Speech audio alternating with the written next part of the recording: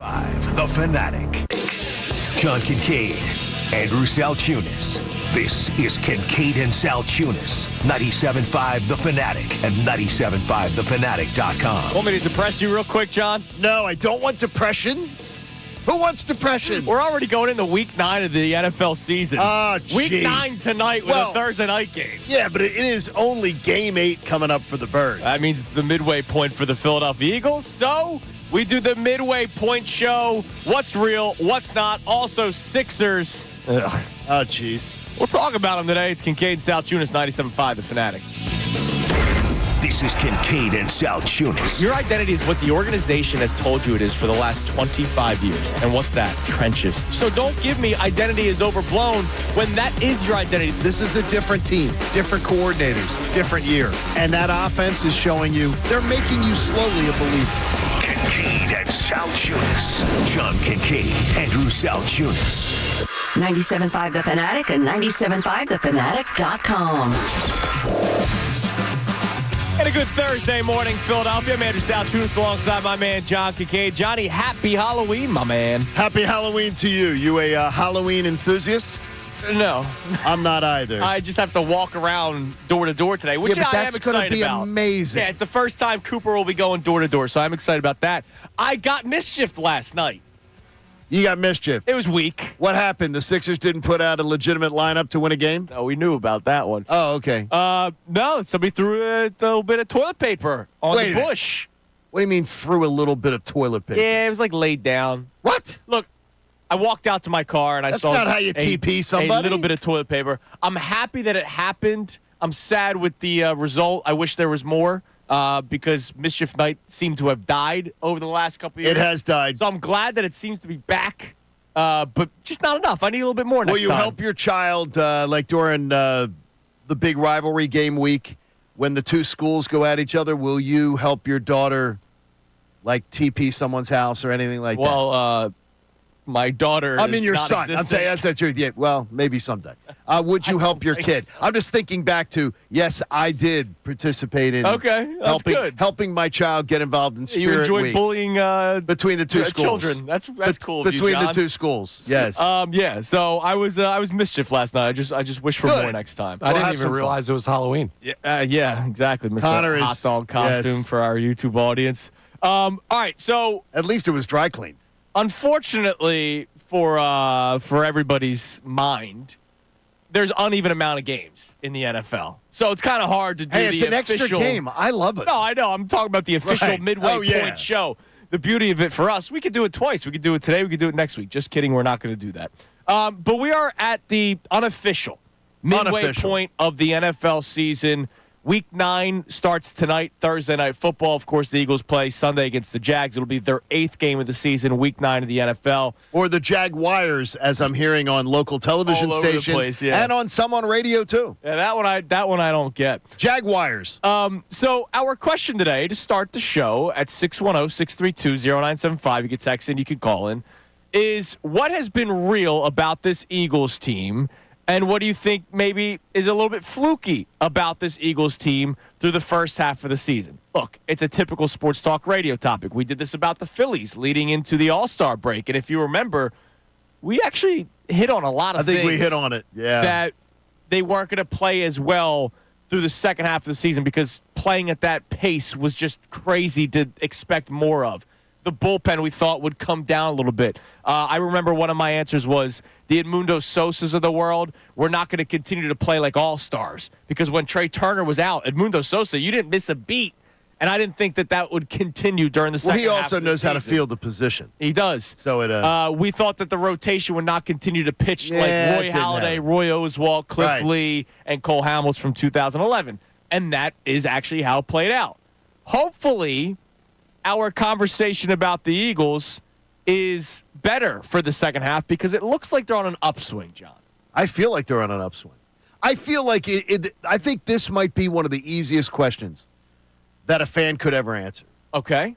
Because to me, Topic over then. yeah, no, it's not that. It's the idea that I don't believe people are going to think like I do. I think since the bye week, we've seen the real Eagles. Yes, I agree with you. And there was a little bit of a ramp-up period. Don't want to offend anybody. who's tired of hearing that term. There was a little bit of a ramp up during the Cleveland game, and now we've seen 2 breakout efforts of this offense looking like it is.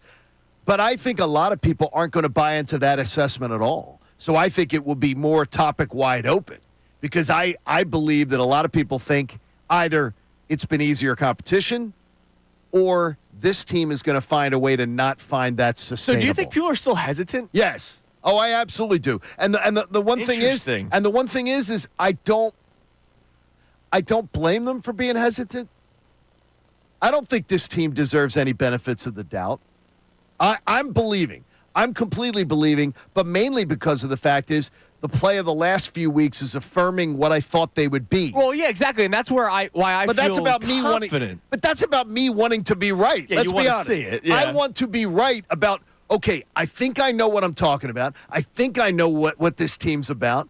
It's about me wanting to go, okay, that looks like the team that pretty much I've been telling everybody I thought they could be. I think there's a lot of people who will be hesitant, and you know what? This team doesn't deserve the grace to just give them a blank slate of, oh, yeah, we believe.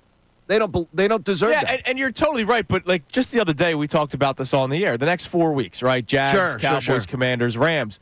We straight up said if they go less than 3-1, if it's 2-2 or worse, that's an extremely disappointing and frustrating stretch. 3-1, I feel like is kind of, hey, you better do it, and I expect them to do it. And if this team goes 4-0, you're going to have people trying to get Airbnbs on bourbons. Right, yeah, exactly. I mean, it's like it's we're sitting on the it's so weird. You're talking about the halfway point. We're sitting at the precipice. Right. But I think that it's one of those topics where I don't believe someone's going to be wrong if they doubt this Eagles team, especially after the way the Eagles kicked you in the privates last year. This team has a lot to prove, and I'm just choosing to believe that what I'm seeing is real. But if someone tells me they're not believing it, it's hard for me to say to them, come on, dude, because they were right last year and I was wrong. Sometimes the beauty of sports talk radio when you prep a show, but you don't do the show before the show. I didn't write that down as a topic, but that's another topic, man. I think it is. Are you hesitant to believe what you've seen the last couple of weeks? Or are you where are you at, John? Because I lean more positive. I'm totally all right, positive. They're doing the offense that I wanted them to see. Yes. I know the Bengals had a 3-4 record going into it, but they had been playing better football, and that's still a good team that you might still see in the playoffs despite their 3-5 start. And Joe Burrow was the number 2 quarterback in the entire National Football And you held League. him to 17 points. And you made him look rather ordinary. Yeah, and you did. Jamar Chase, and I don't want to hear about, well, T. Higgins was out. Jamar Chase is a monster. Yes. And you allowed him to do nothing. He didn't terrorize us. No, he didn't. He was kept in check. Mike Gesicki was their best receiver. I still can't get as over a tight end, but as the Still can't he's get the o- best No, receiver but he was, in that but I game. still can't get over it. Yeah.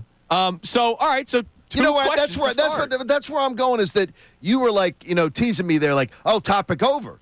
I think it's topic wide open because I get you. To the listener out there, though I completely want to disagree with you in my head. Right.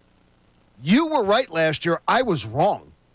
I kept waiting for the team to change, the energy to change, and everything. But I feel like we've seen that the last 3 weeks. Okay, I have, but I also have to see this team sustain it.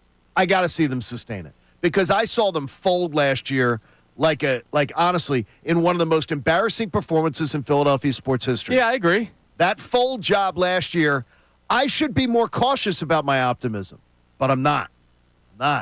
And if I get kicked again, I get kicked again. All right, so a two-parter to start the show at 610-632-0975. And I do want to get your answer for the midway point. Eagles midway point, what's been real about this Eagles team first half of the season and what might be fluky? But then the spinoff question is, are you hesitant to really buy in? Like, are you hesitant to believe that what we've seen the last 3 weeks is more real, more what we expected to see out of the Philadelphia Eagles? I'm not buying in to the point where I'm saying Super Bowl, and I haven't reached NFC Championship yet. I believe this team can get there, but I'm not going to sit here going, all right, they made the turn. They're going to be in the NFC Championship game come January. But over the last 3 weeks, you have to feel so much better about this football team. I do, because I really believe that, like, all of a sudden I go, okay, now that looks like the team that I expected them to be all year long. But then I say to myself, why weren't they? Now, the A.J. Brown injury is a major part, I believe, of the equation of why they looked so bad. Yes. But this head coach managing to get in his own way is also part of my equation. The fact that he can, at any time, have a legitimate, mental breakdown and look look unhinged and feel the need to, lose his way.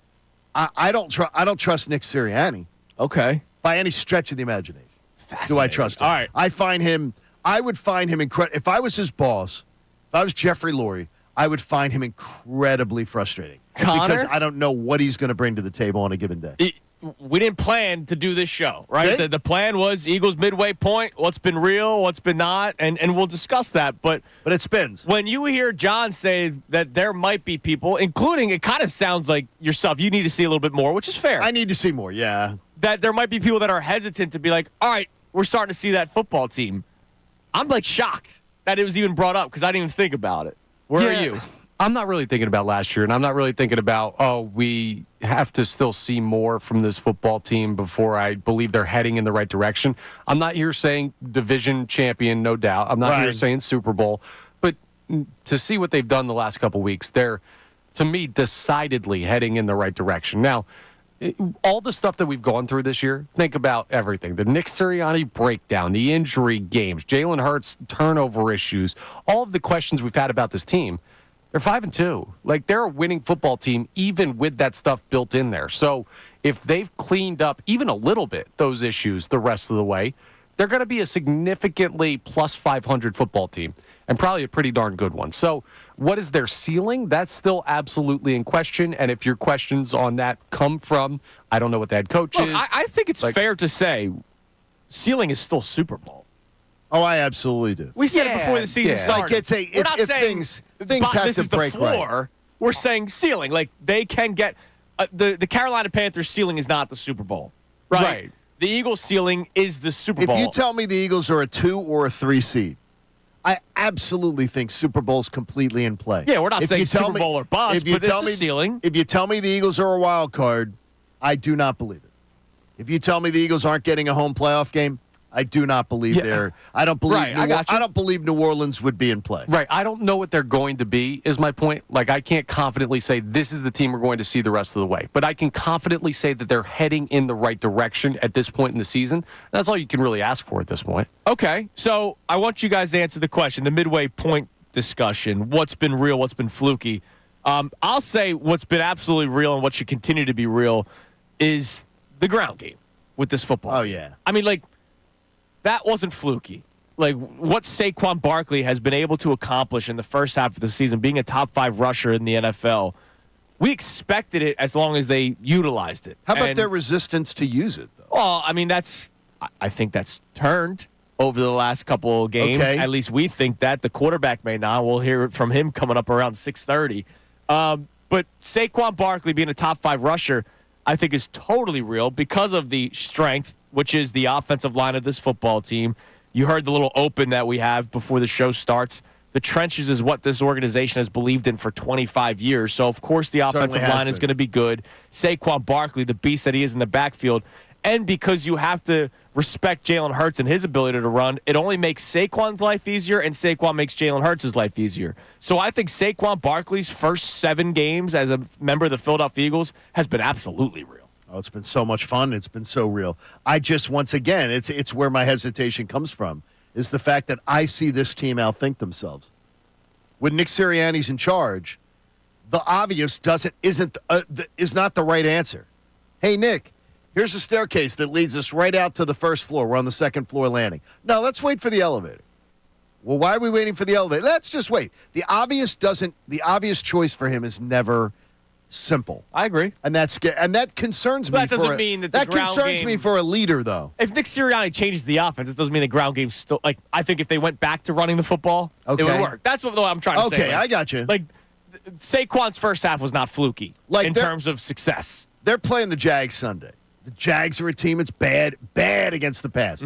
Horrendous against the pass. So what's going to happen? We'll see. That's the kind of thing. I don't know what game plan they come out with.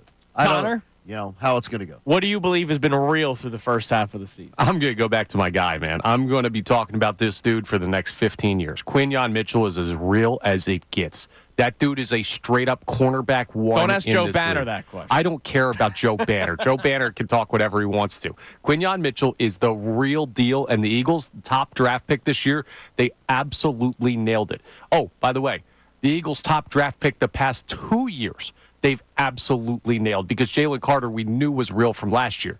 That's a really great thing to see for this defense, and you have some young talent. That's not going away. By the way, on Jalen Carter, I'm hoping that it's just a maintenance day. Yeah. It was last Wednesday he was out.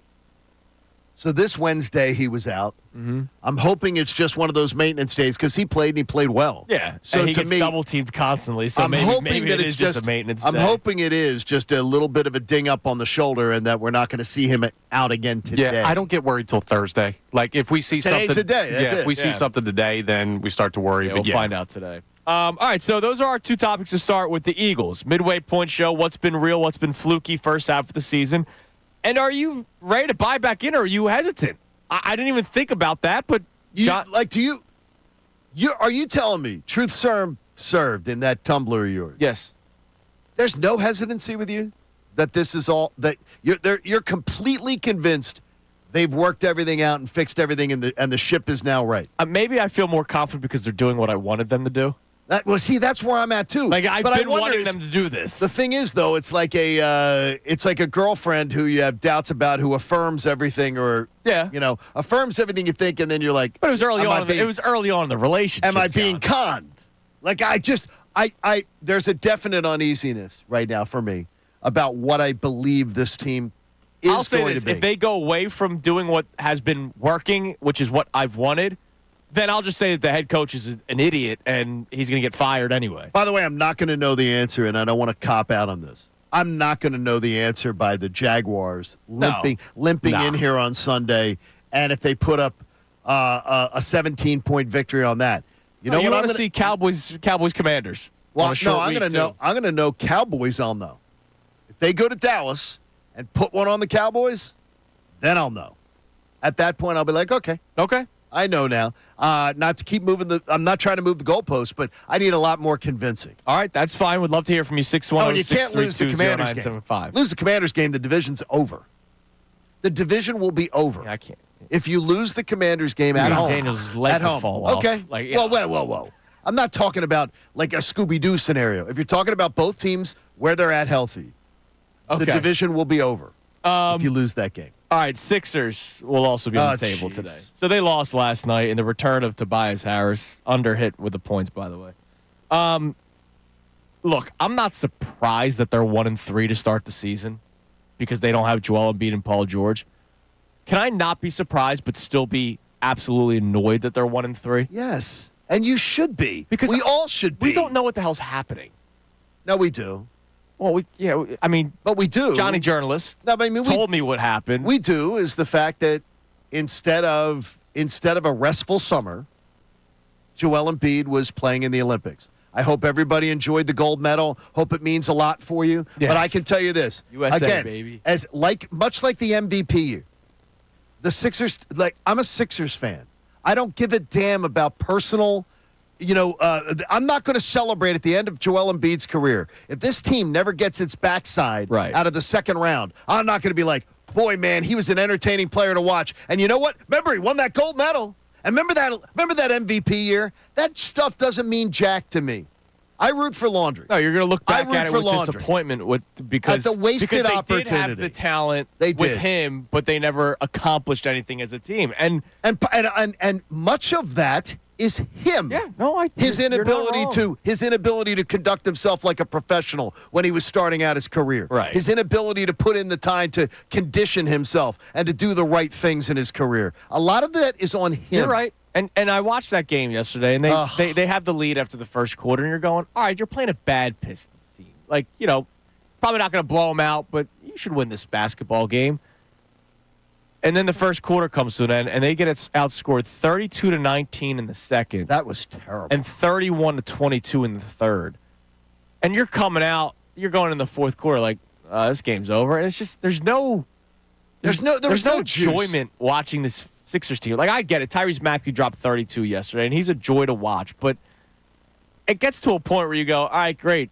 Empty 32 points. Like, they lost to the Pistons. It's not like he went 32 against the Nuggets, and you go, wow, that's really cool. Imagine when Embiid and Paul George are back, what they could do. It was to the Pistons. And you lost by 10. There's no excuse for it. There's no life. You had no life. No, and there's no life in that building right now. Because why would there be? You don't have Embiid and you don't have Paul George. So I'm sitting here today saying I'm not surprised that they're 1-3, and I'm not surprised that it's dead inside the Wells Fargo Center. I'm just freaking annoyed by it. And look, if you want to vent your frustration, have at it at 610-632-0975, because it's getting to the point of ridiculousness. It's going to get to a point where I'm like, all right, so when is this guy going to freaking play? And you know how I feel about JoJo. Oh, yes. All right, coming up next. That's because of your cosplaying days. Yep. Have the Eagles look differently offensively? We think that's an obvious answer, but it might not be for some of the players or the quarterback. Hear from Jalen Hurts next. It's Kincade Salciunas, 97.5 The Fanatic. Fanatic Sports Update. How the offense develops. I'm Connor Thomas, and this update is brought to you by Wendy's, the breakfast burrito. Wendy's bacon.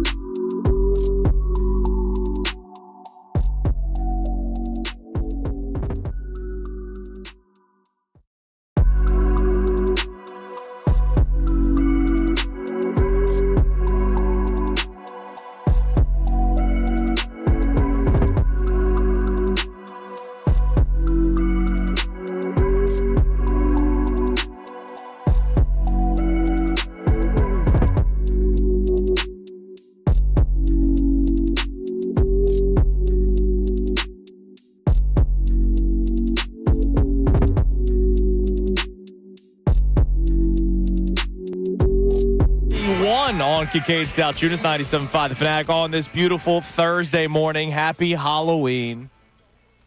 That's all I got for you when it comes to that. I'm excited to walk around. Well, no, with for it, your with a young kid, it's coop. a kid's holiday. Yeah. You guys should aren't be. even dressed up. I don't want to hear it. I'm thanks. dressed up as a Jersey Shore Eagles fan because this is where I got my sweatshirt. Lame. It's from I think it's a really nice Ocean City Boardwalk. Is it really? Yeah, dude, this thing's like 20 years old, man. Because so how faded was it when you got it? Not faded. At all? Yeah, no, dude, I've worn this thing a million Okay. times. Is that the one that your wife, when you were dating? Yes. My wife washed this sweatshirt when the Eagles were, what was their record before Wentz went down? 10-1? 11-2. 11-2? 11-2 is the game he got injured. She washed the sweatshirt leading up to that Rams game. Oh, okay. They were 10-2. And he blew out his knee. So- And I remember being like, oh my God, it's your fault. I blamed Christy. Butterfly effect. We don't win if she doesn't wash the You're sweatshirt. right. You're right. Maybe you're onto something. So maybe she's the hero that saved our lack of Super Bowls. Wow. Maybe. I doubt it, though. All right, so our topics today, Eagles midway point, what's been real, what's been fluky through the first half of the season, and are you ready to buy back in? I did not realize people were hesitant. Have you seen people on social media that have been hesitant to buy back in? Like, I think a lot of people are. Are people I think that a lot of our, if you go and you look at a lot of our feedback that we get, Yeah. a lot of people are, yo, still. Really? Pump the brakes. And I I was really impressed with that Bengals win. Very, very impressed. I was extremely impressed with the Bengals win. But again, I think it's the old idea of when you see what affirms your belief, you believe it more than somebody else. Because this offense is That affirms my literally belief. what I wanted in week 2 and 3, and I'm starting to get it, and I've seen it work. Like, if they did the offense and they had their worst offensive performances, then I go, all right, I'm the idiot sports talk radio host. I was wrong. I've seen what I wanted, and it's working. Brian says to me, one of our emailers yesterday after we were talking about it on the show, he said, you are going to come very close to your 125-point guarantee. Yeah, you might. He said, and considering all the opportunities that were missed in the last 3 weeks for them to score, they actually should have been over it. He thinks they're going to score 31-37 this week. And I told you, if the starters are taken out of the game in the fourth quarter, I will. No, you can't give it to me. No, I'll let No. you win. No. If it's not, Because they blew it against Cleveland. That's against true. Cleveland, they should have scored at least 7-10 more, and then I'd be sitting there going, all they need is 30. I really felt it was coming, but again, I'm reacting to something affirming my opinion, right. which is what everybody does. It's why people, and we don't talk politics on the show, but it's why Americans tend to now flock to whatever network That tells works for them what them. they want to hear. Right, exactly. That's where they choose to get their news. So, are you hesitant to really believe this Eagles team? 610-632-0975. Now, we teased this going into the break. So, Yeah, I like this one. again, the reason why I'm so confident is because I'm seeing what I wanted to see, and it's working.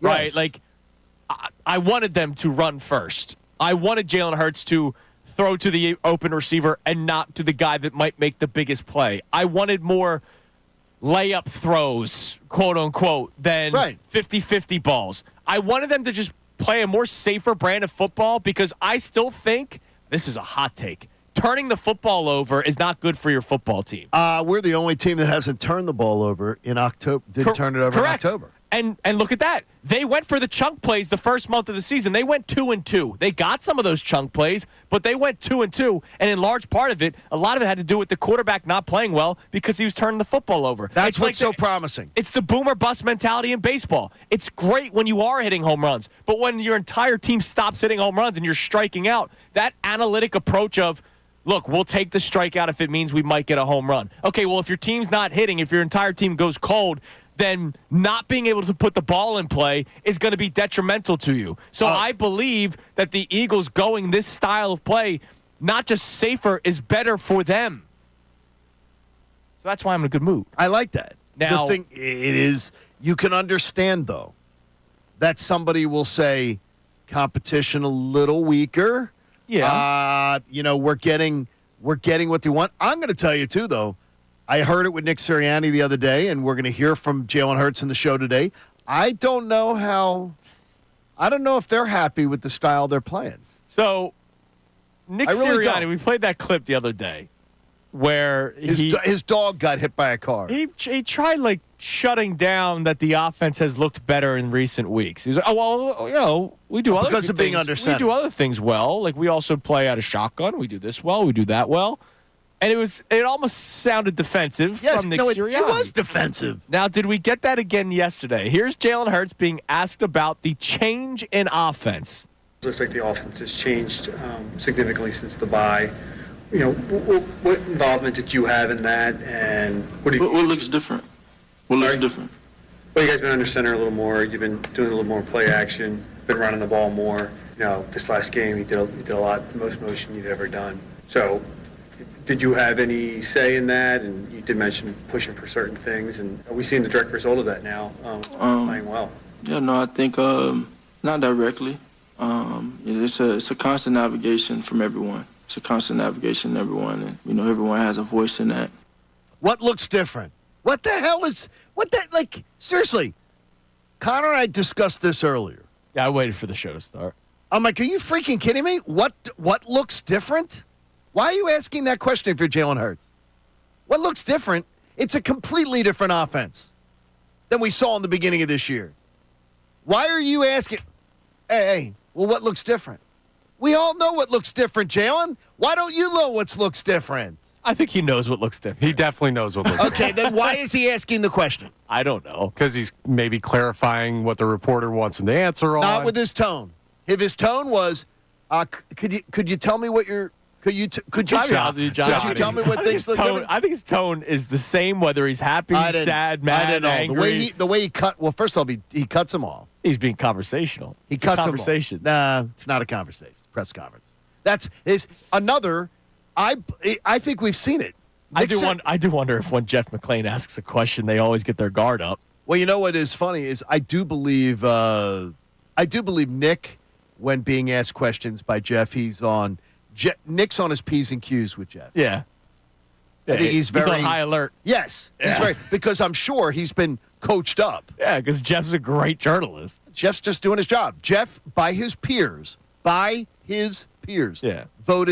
the best beat writer in the country. He doesn't ask chummy questions. No, he's not like, hi, I'm an Eagles fan. Yeah. Let me shake my pom-poms and write something that's going to make you feel good about the team. So that is absolutely I've done a million press conferences myself. That is a defensive player. I don't understand it. Look, I don't understand. If he is being defensive, I don't understand it either. I don't understand it at all because this is working. So just what looks different? Everything looks different. It's the most motion he's ever. It is the most pre-snap motion in any game of Jalen Hurts' Eagles of his professional career. Right. So that looks different. That's one thing. They are putting the run game out there as like they're sort of like a lead punch. Yeah, he's under center. He's under center 23 times. Okay, so that looks different. So everything looked different, and he's asking, well, what looks different? Everything looks different, Jalen. Let's put the pieces together because there's a 0% chance that Jalen Hurts doesn't understand what they're doing on offense. He's the quarterback, right. So he Absolutely. knows. So the start of the narrative of this season is him and the head coach don't get along. We had a major PR issue with that. He's been better about that. So he wants to he has absolutely been better. So he wants to protect that relationship. We had that report from Baldy that players maybe went up the ladder and said, hey, we need to do stuff differently on offense. And he was probably expecting something to be asked in regards to that. And if he doesn't clarify specifically what we're saying, let's say Jalen Hurts immediately jumps into, I'm under center more, I like that. That's going to be spun as, he doesn't. Nick not listen to He doesn't Jalen? like what Nick Sirianni is doing. So he's putting the onus on the reporter to say, what are you seeing? So he can answer that question without diming out his head coach. The thing is, though, is that you don't have to ask what he's seeing. Everybody knows what he's seeing. We're seeing an offense that doesn't look anything like anything that has ever been run in his Eagles career. That's what we're seeing. We are seeing the most pre-snap motion in his entire professional career. Yes. And we are also seeing the most under center snaps since 2021. But we all know that. So, but he knows it. Yes, he does. So guess what? We all know it. The beat writers all know it. Jalen Hurts knows it. But so why are you asking a reporter? But what did you want him to say? I did not like the direction of the offense. Like this. So don't play stump the chump. You're not playing stump the chump with the reporter. Everybody knows what looks different. But whose relationship are you trying to keep? The reporter's relationship Wait a minute. or the head coach? What is a bad thing about it? The fact that it looks different. All he's trying to do is, the question was, did you have input in the offense looking different? We all know what looks different. So did you have input in it? And he goes, well, not really. Not really. But we all have a say in what goes on around here. That's the question. The whole idea, what looks different, the Eagles' offense looks completely different. I know it does. He may have been extra careful because of the Baldy tweet. Could have been. Which, by the way, after we talked about it, made its rounds a lot. Oh, yeah. Did you notice that? It made it to ESPN shows yesterday, too. Yeah, like that social media. That after we kind of talked about it, a lot of Eagles fans picked it up on Twitter. Yes. And it started circulating a lot. I wouldn't be surprised. Maybe he was just being a little extra Or they defensive. scared him like boogeymaned him before the press conference going, here maybe. they come. Now, Here it comes. again, you're right. We all know that it's different, including Correct. Tim McManus, who was on with the best show ever yesterday. Great interview with Tim. Hear from him coming up next as he talks about what is actually different about this Eagles team. And we'll hear from you at 610-632-0975 for the first time on this Thursday morning. It's Kincade Salciunas, 97.5 The Fanatic. Now is the time to become a Fanatic MVP. Go right now to 975thefanatic.com/MVP and make sure you subscribe.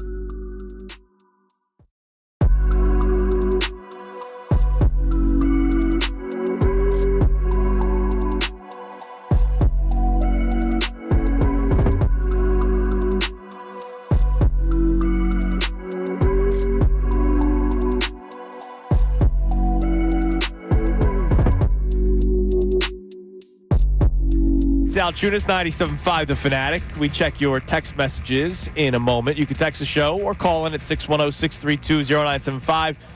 The hot dog may answer. Yeah, the hot dog, Mr. Conatama. Hot dog is or available. Brendan Gunn dressed like a, what is he? Jalen Brunson. Or no, Chris Jenkins. Who was number one? I don't know. I don't even know. Not a Nova guy. Yeah, really, I don't even He know. says he's dressed as a winner. That's unbelievable. And I'm dressed as a wiener. Yes, You are. Very good. So the questions today, Eagles Midway Point Show, what's been real, what's been fluky through the first half of the season, and are you ready to buy back in? What do we have on the text line? Because I was not thinking that people weren't buying back in. What do we got? Yeah, so we have one check-in here with John V, who says, I enjoy believing in the Eagles and having hope. I'm simply trying to enjoy the ride, so I'm bought in with this team. I can't do the Negadelphian approach because then what's the point of watching the season if you believe there's always something coming around the corner? I agree, but it's easier to enjoy the ride when they're winning football All right, games. I'll ask John V the question then. He's a Philadelphia fan. How's he watching the Sixers? Right. Like you hear the Negadelphian. There's no joy right when now. I hear the Negadelphian thing, being objective is not like you can be a fan. You can be a fan of a team and be objective. You can be a fan of a team and want them to play better, find things about the way that they play. Yeah. You don't have to be a pom-pom shaker.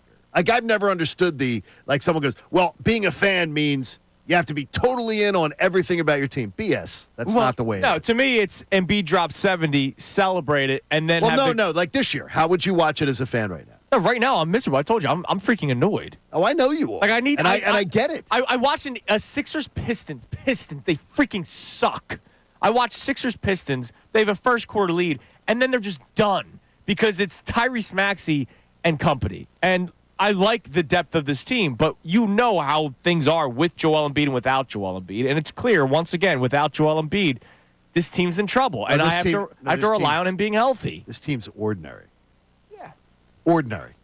Maybe worse than ordinary. Look, if Paul That's George is playing, it's a different story. And that's the other thing. I agree with you. If Embiid had this idea of like, okay, it may take me longer to recover or whatever, or if the organization had that idea, you were supposed to have Paul George. Yeah. They're a totally different team if fact he that doesn't he gets hyperextend. Right. Now, just so happens that the Sixers are an organization where it seems every time it rains, it pours. Yes, that's true. Well, how much of that is self-inflicted, though?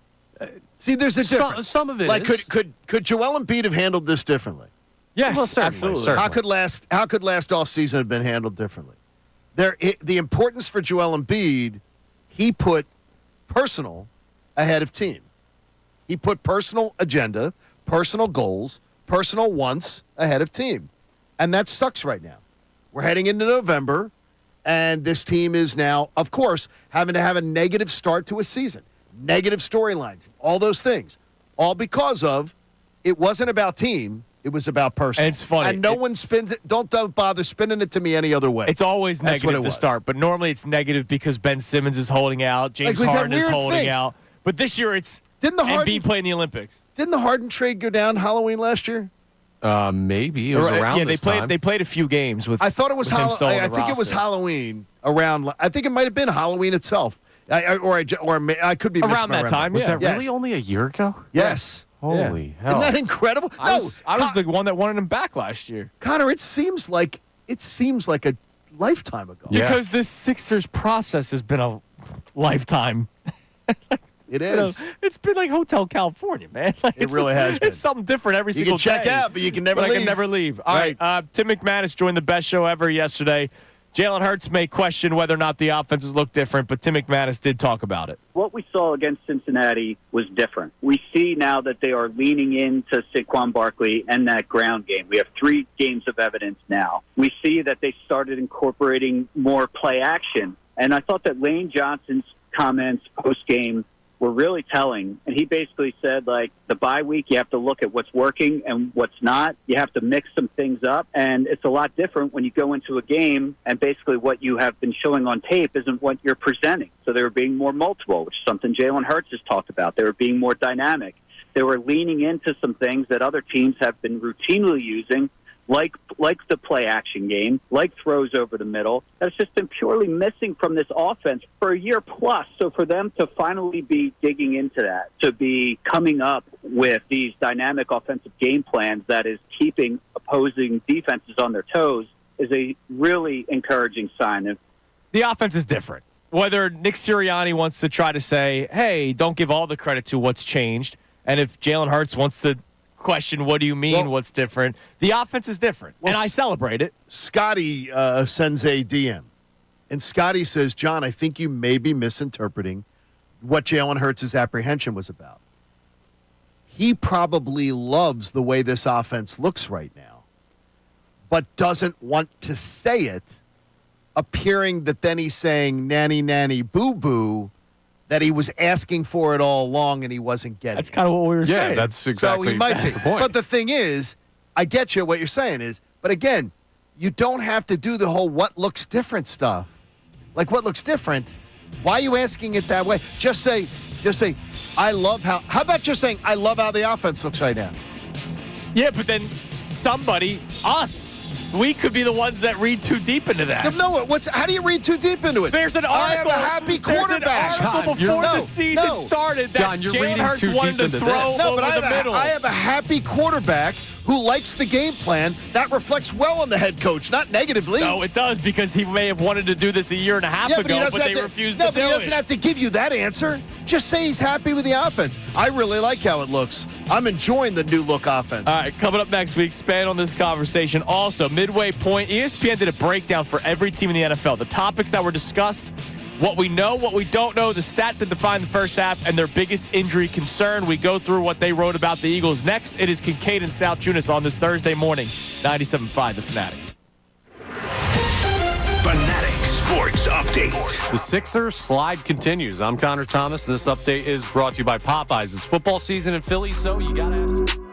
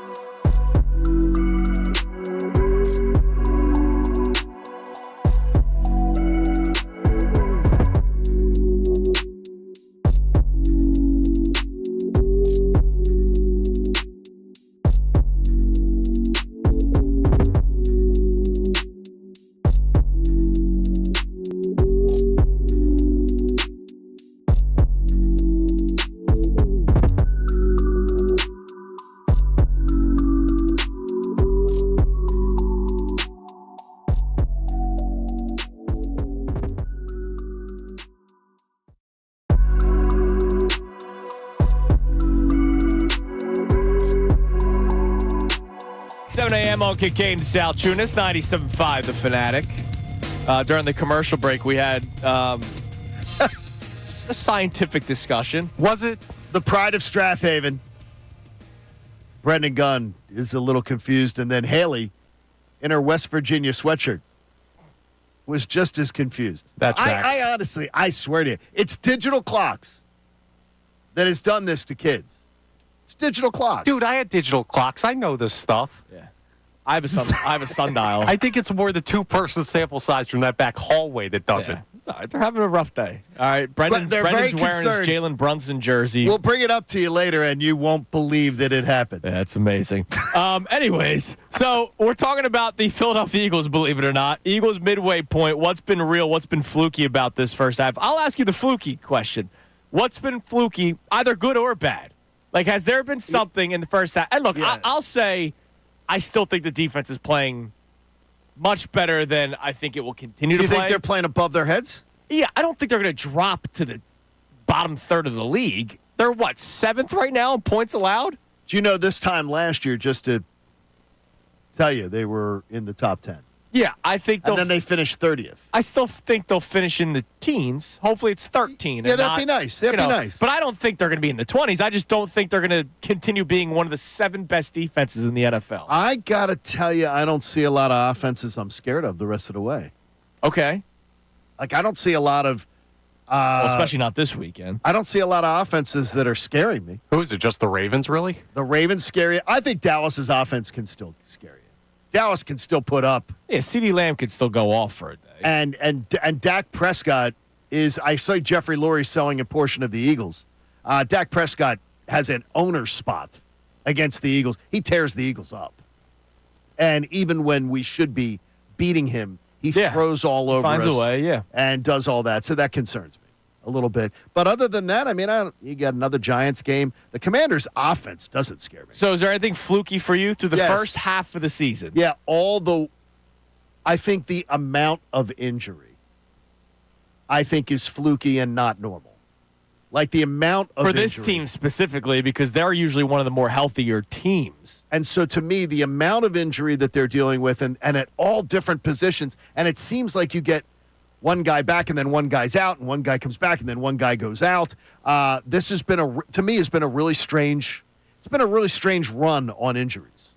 So that to me is fluky because I don't believe it's something that we're used to dealing with and that we're going to be dealing with for a while. Connor, anything fluky through the first half of the season? Could be good or bad.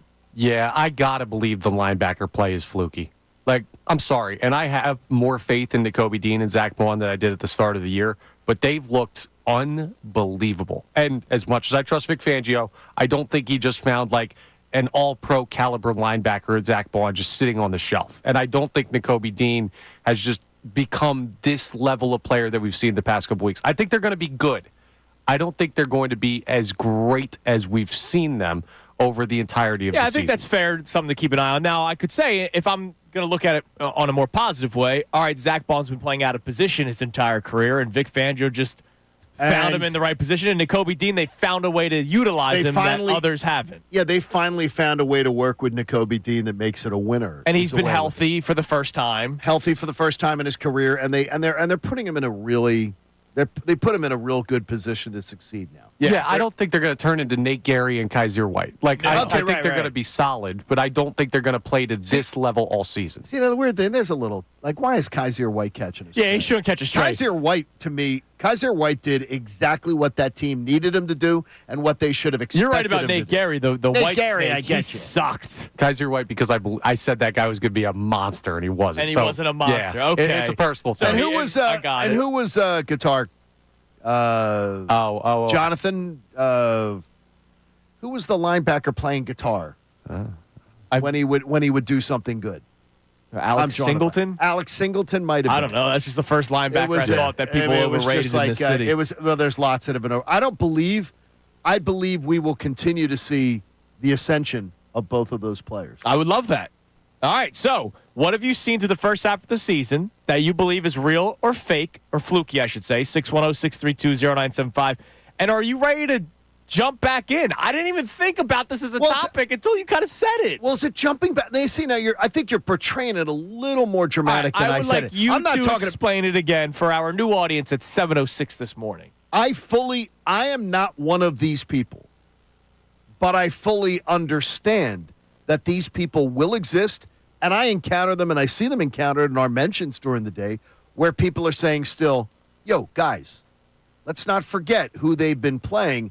I need to see more, or I need to see more weeks to believe it.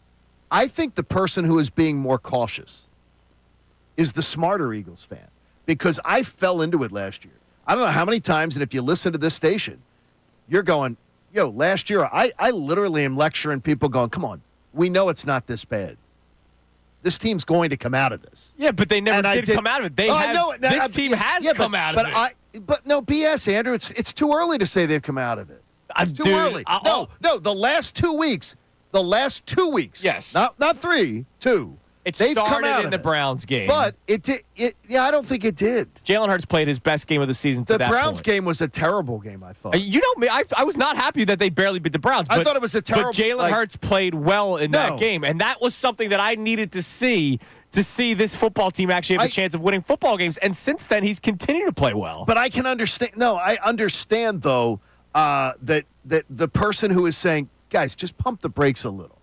I'm not fully believing in this team, because what we saw last year, and by the way, I know, and Connor, you brought up the fact is, you moved on from last year. I think that's healthy on your mental state. I don't think for a lot of the fan base that they have. Okay. I think they still go, it's the vast majority of these same players that last year allowed it to happen. I get that, but it's like you're letting yourself to be a little too scarred by the past, in my opinion. I understand why people feel that way. I don't think they should. Real quick, by the way, because we got like 40 texts. Dhani Jones, the linebacker who played the guitar. Dhani Jones. Oh, thank you. Because I remember. we're going to get a million texts on that. I think bow tie. I thought he was solid. I go I bow thought he was tie solid. before I go guitar. What do you mean you go bow tie? Did he do the bow tie? He always wore the bow tie, Dhani Jones. Dhani Jones did. Yes, you're that's right. how I think of him. I think of bow tie before guitar stuff. He did the guitar when he did like anything. All right. My bad. Down the unemployment line, I think he did do that. Well, he's like 50. He's Just old. teasing. Just Just saying. You want him I to bought be like into LeBron? so many. I bought into so many. Well, does he have a son that he can get a job? I'm a Jeremiah Trotter does. That he could be like That's true. LeBron. That's yeah, true. I mean, I'm surprised. At least though, the Jeremiah Trotter Jr. tweets have. Like, they got to put him in there. They've calmed down a bit, which is good. The first-round pick, Jeremiah Trotter Jr. All right, so we'll get to the phones and the texts in a second. I want to read a couple of these for you. So ESPN did a midway point article of things that we learned in the first half of the season for every single team. Now, first things first. Did their reporters for each team give the?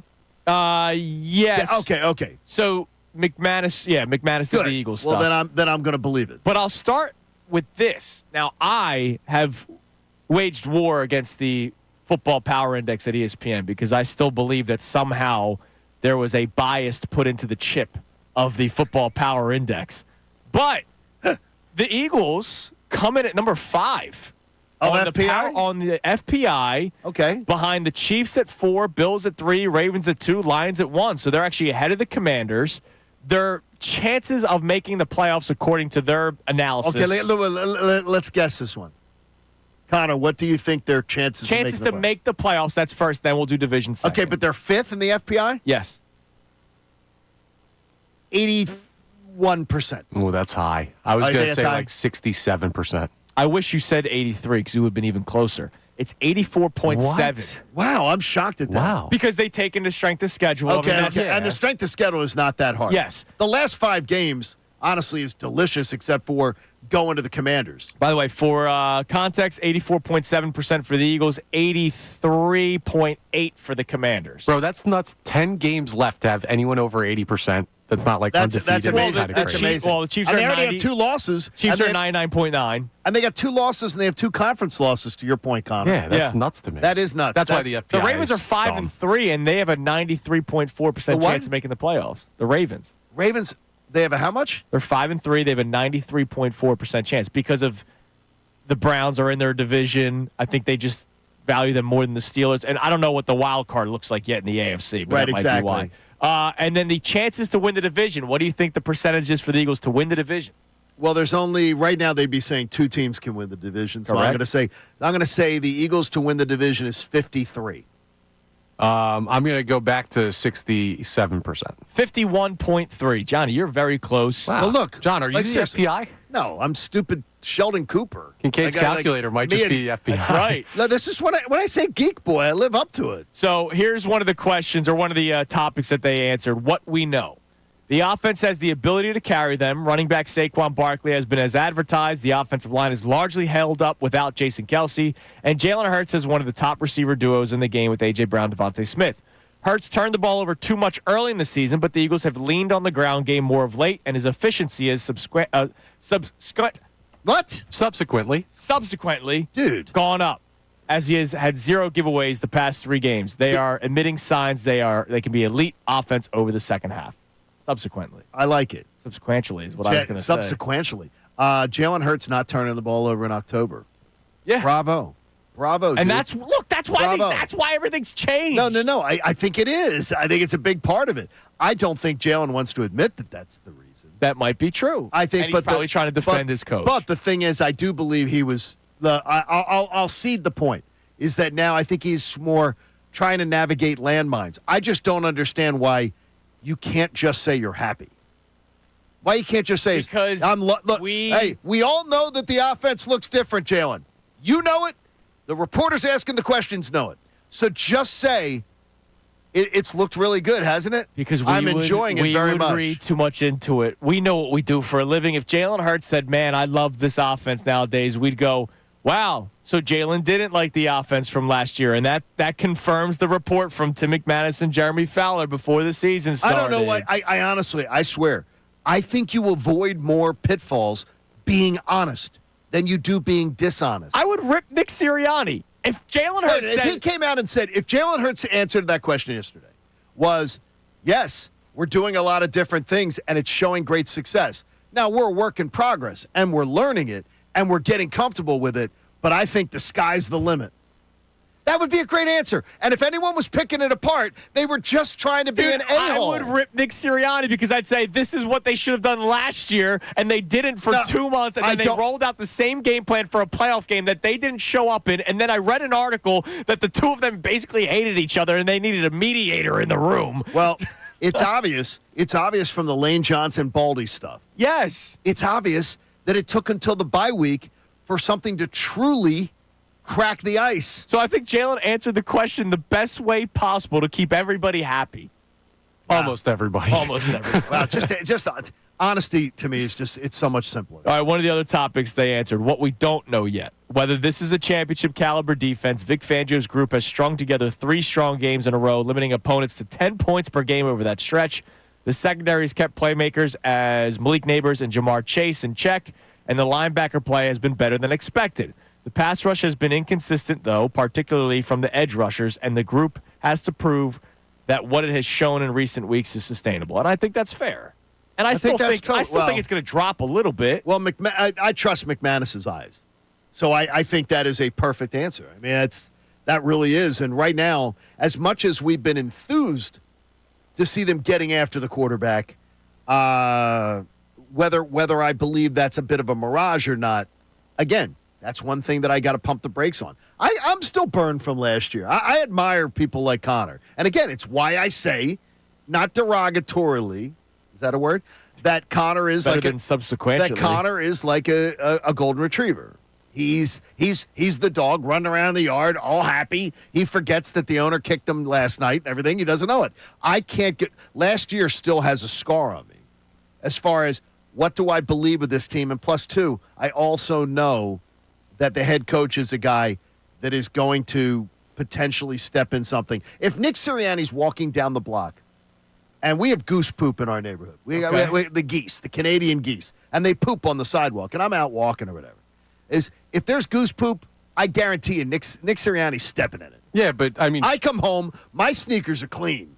He's got goose poop all over it because he's like, oh, look, a squirrel. Oh, look, he gets distracted sooner. Short a couple strands of hair, though. I mean, he's still the coach that he was in 2022. Like, I don't think he's a different guy now than he was then. And that team was able to go to the Super Bowl on the backs of great coordinators. Correct, and I'm hoping that this could be the same way. But my point is, I'm not just blindly believing in the coach. I'm more believing that this core of players we have seen have success in this type of structure before. So that gives me, if it was just like we'd never seen Sirianni go to it, I would have no faith in this team yet. I think Connor's making some great points this morning. You're having a great day, Connor. It's that hot dog. You're having one of your good day, hot dog boy. You're having a good day. Hot dog costume going forward. All right, let's go to the phones. We'll get some texts as well. Let's go to Leonard in Philly. What's up, Leonard? Oh, thank God I came on after you guys started talking about this. Good morning. Hi, Leonard. Hey, so I'm gonna bring it all. I'm gonna bring it all together. I'm gonna bring everything together. So we're talking about fluky. This is what it comes down to. This is what's fluky. I'm going all the way back to our 7-game loss and then our loss in the playoffs. When Sirianni, was calling the plays, we had no understanding of how to fix offense. We coming into this year, we kind of look, we don't look too great. Jalen back to having turnovers. I think what happens is that, and that's why Jalen didn't want to say things are different, because we all know that Kellen Moore is now calling more of the plays, and Sirianni is less involved. This is what we need. We need Sirianni to be less involved, and let's go back to 2022 where Jalen was using his feet. We all know that Jalen is not a 30 or 35 passer. We knew that coming out. He's not that. That's not his game. His game is running the ball, 20 to 25 passes. Yep. And running the ball. Sirianni, stay out of it. We're fine. Be the culture guy. And that's probably why he the other day, and thanks again for the call, Leonard, he the other day may have been a little like, oh, come on, what are you getting at? Okay. Now maybe Jalen's trying to stick up for his coach. And you know what? It's considering, too, and back to you guys, like, talking about it that way, it's what I was begging Jalen Hurts to do. Yeah. So if that's the case, then that's a really good thing. And we could be reading too much into it ourselves. I think you might be, because you guys aren't as intelligent as me. But I mean, it's the way it works. I'm a football guy. Now, speaking of intelligence, this guy would be straight up dumb if he doesn't do it. I thought you were talking about Brendan Gunn and that other topic. We'll get into that. I just saw a tweet from BR Betting, Bleacher Report Betting. Okay. There's a guy that did the championship parlay. Speaking of Brendan Gunn, because Brendan did that. UConn, Celtics, Panthers, Dodgers. They have all hit. He has a cash-out option. Okay, wait a minute. How much did he wager? $51, which is crazy to wager that much for championships. How much could he win if what happens? What does he need to happen? So he could win $1 million. Okay, what does he need to happen? The New York Jets to win the Super Bowl. Well, then cash out right now. They're offering him a cash out of $4,700. You cash out right now. In a second. The Giants, the Jets aren't winning anything. The Jets stink. Why would he even... You take that, you run before it drops. Well, Connor's like, let me see if they win a couple games. No, No, that's not what I'm saying. But if you do cash out, I will say Brendan Gunn wrote it out. No, you can't do that. You're a coward compared to B. Gunn if you cash out. Deal or no deal. No, you got to take the $4,700. You got to take $4,700 and run. 2-6, and they have if they lose tonight, which they very well could, they fall to 2-7. They might get rid of the cash out option. Oh, this guy should 100% cash out right now. But Brendan Gunn would have the right to call him a coward. Cash out right, you're right now. But you know what? He'd say, "All right, I'm a coward. I'm $4,700 richer." I got to tell you, pretty easy. I'm truly, though I don't want to watch the Jets on TV at all. No, I'm enjoying the downfall. Rodgers is just too much for me. Just too much. All right, coming up next. So we've talked a lot of Eagles today, obviously, but coming up next, we're gonna switch gears to some Sixers a little bit. You're gonna hear from head coach Nick Nurse because the Embiid saga continues. And there was a lot of back and forth during his pregame media availability yesterday. We're going to play it. We're going to react to it. And look, I feel for Nick Nurse because he's in a position that Brett Brown was in. Hey, sorry, we can't give you any information, but try to answer questions. It's Kincade Salciunas, 97.5, The Fanatic. Fanatic Sports Update. The Flyers face the Blues. I'm Connor Thomas, and this update is brought to you by the Garden Bed Spa Guy.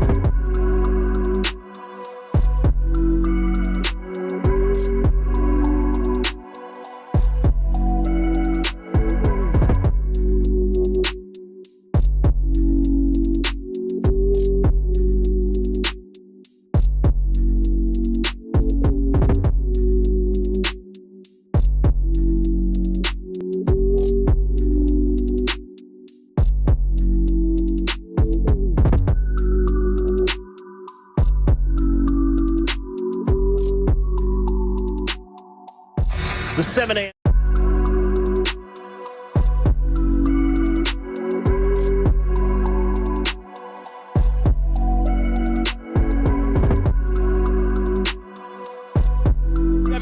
on Kincade Salciunas, 97.5 The Fanatic. Coming up at 8:10, we got our man Jeff Kerr from CBS to join us to talk some Eagles. Kevin Negandi joins us at 9 o'clock. So a lot in store for you. He's a Sixers freak too, by the way. Who, Jeff? Kerr is a season So is ticket. Kevin. He's a season ticket holder and is obsessed with the Sixers. Oh, is that right? Yeah, so even though he's covering the NFL and doing that, an obsessed Sixers fan. And he's unfortunately gone to probably 2 home games now where Joel Embiid and Paul George have not played.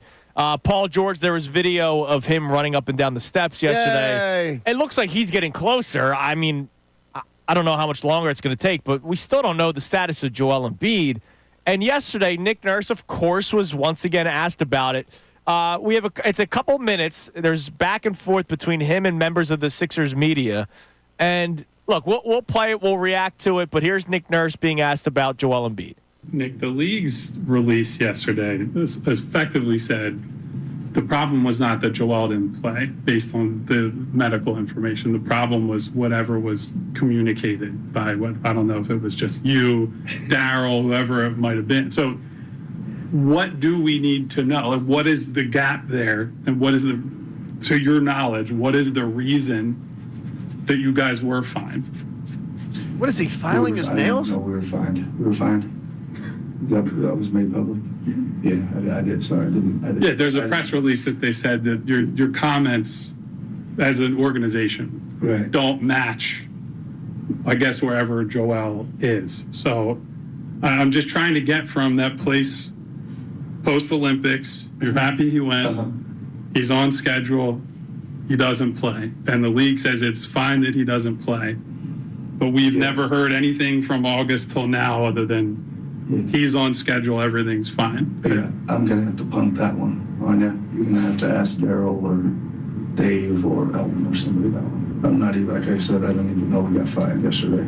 I got several games to coach and lots of things going on. Do you think it's fair to your paying customers and your fans not have any idea when your star player is going to play?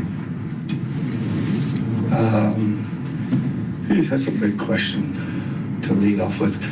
Listen, our guys are working out. They are making progress. They're going to have workouts tomorrow, Friday.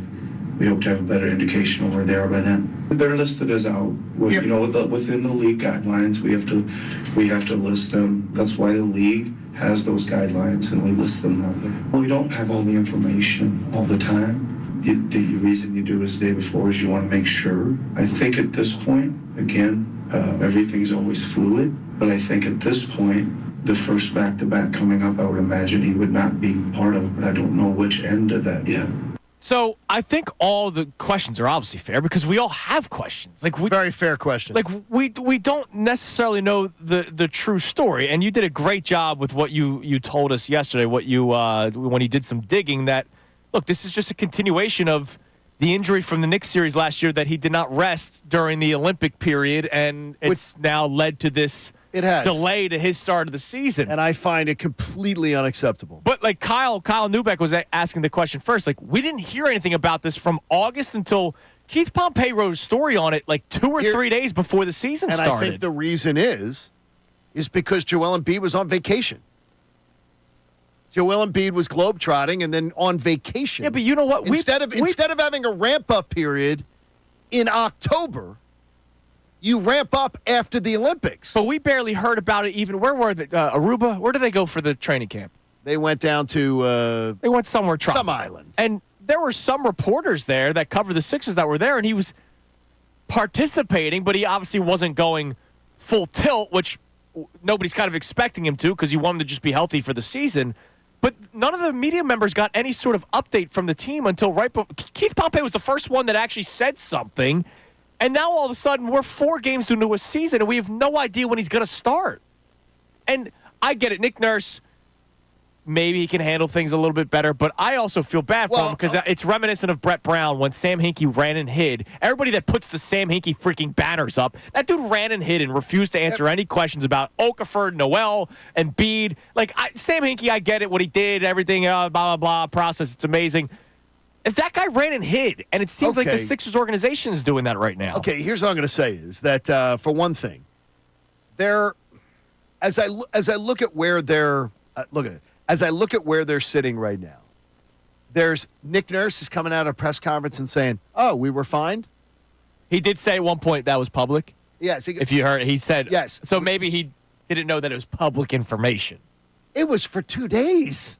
I know. I mean, like, I don't understand. Yeah, but that's a drop in the bucket compared to all the other stuff. To me, it's so bad.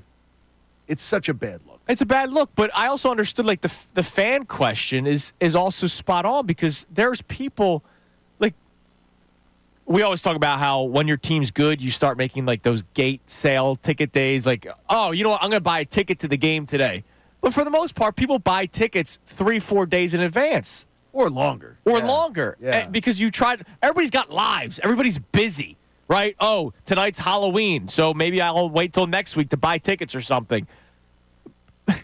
When you don't let the people know about the status of Joel Embiid, I don't blame anybody for not buying tickets. I don't blame people for being dead in that building yesterday. I don't either. It was dead in that building yesterday. It's a fatigue. It is a fatigue. And there are many who are like, and Andrew, I'm not pointing fingers in a negative way. I got you. That are so process, you're a process cosplayer or whatever, that, like, you are dying for this to work out. Yes, I am dying for this to work out. And we're Sixers fans. And I'll say this, it has nothing to do with the process. I want my team to freaking win. I'm 30 years old. But I think I haven't seen them get out of the second round since I was 9. But it's the process people who have been kicking this can of expectation down the road forever. And now it's time to pay the piper. Oh, of course. This is getting it's borderline ridiculous. Oh, but you have 5 more years, John, because everybody's re-upped. 5 years, Maxey, Embiid, and Paul George. It just sucks that, like, I watched them play the Pistons yesterday and have no life after the first quarter. And it's because the best player is out and the second best player hasn't started yet. And I get it's because he actually got legitimately hurt during training camp, during one of the preseason games. He also got paid. But I'm sitting here going, like, I can't even watch a Sixers-Pistons game and find any joy out of it. No, there's nothing. There's no joy right now. I got nothing out of Maxey scoring 32 last night. It did nothing for me. It was nice when he crossed Tobias, but that was the only part of the game. But it's done nothing for me. Like, Tyrese Maxey's averaging 31.5 points per game so far this season. It does nothing for me. Why would it do anything for you? It's frustrating as hell. And it's the same nonsense again that we're dealing with. Yeah. And I'll just point it back to this. If Joel Embiid went and got his gold medal and then had said, it's time to take a little downtime and then get back to work, we wouldn't be sitting here right now. Right. It's an embarrassment. And it's an embarrassment that it happened. And Keith Pompey, you're saying, like, bringing it up because he wasn't around.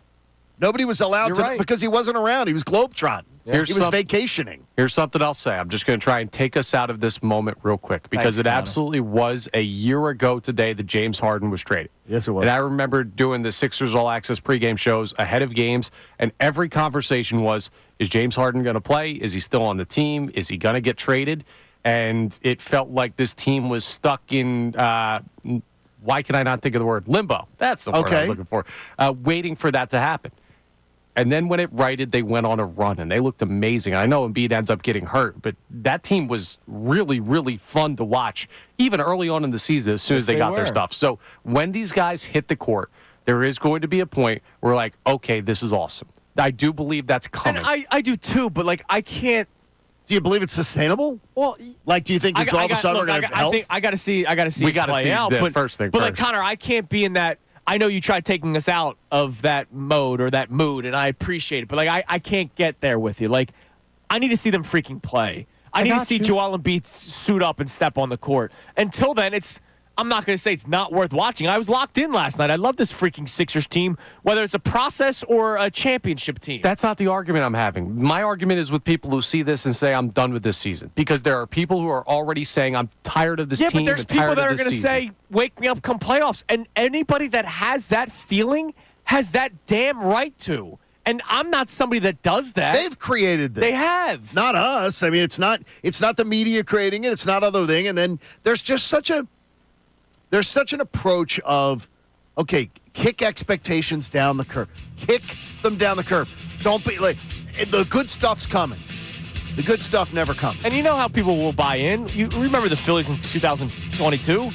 Yes. They make the playoffs, boom, the stadium's filled, right? will buy in. It's going to be like that with the Sixers. The problem is the Sixers sold 17,000 season tickets.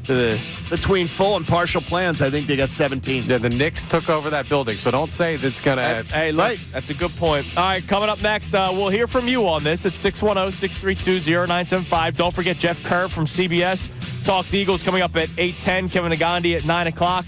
We got a lot in store for you on this Thursday morning. It's Kincade Salciunas, 97.5 The Fanatic. ESPN's Adam Schefter.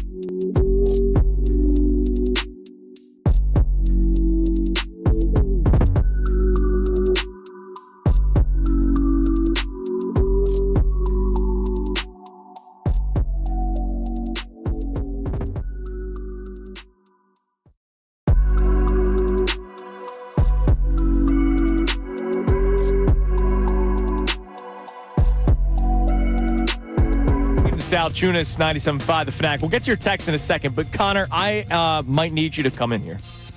You all right? I'm working with a freaking psycho in here. And has nothing to do with what you think I was about to say. It's nothing to do with the contacts. Okay. Nothing to do with the contacts on my phone, which you think are psychotic. This dude just told me something. I honestly should probably have security come up just Now, to make sure remember- I'm okay. Remember, my wife's out of town. I don't care. So the person who usually would handle this I don't care. is out of town. You're psychotic. When is daylight savings time? Saturday night. Yes. When we go to bed. So Saturday night into Sunday morning. Into Sunday morning, 2 in the morning. Yeah. So that's 3 days from now. Right. Right. So it goes from 2 a.m. back to 1 a.m. Right. Goes Yeah. 2 a.m. You fall back. One of my favorite days of the year. 'Cause But you get Sunday, an extra but hour it's at the Sunday. bar. It's Sunday morning. Yes. Right? Right. What's today? Thursday. Thursday. Thursday. Yeah. This man just told me he's changing his clocks today. What are you talking about? What the hell is wrong with this guy? Because my wife is back in her motherland of Jamaica with the family for a family gathering. I don't usually change the clocks. To me, honestly, I don't look at clocks. Then do it later as opposed to 3 days early. No, because it's like she says, now remember to change the clocks. You could do it before on she Monday. leaves. Yeah, but I don't want to change. No, because she'll be home Monday. She gets home Sunday night. So I'm like, okay, I got to change the clocks. Then be a big boy and do it I Sunday. might as well. No, I don't look at them anyway. It's like freaking like a clock to me is decorative. If I need to know the time, I look at my watch. I look at my phone.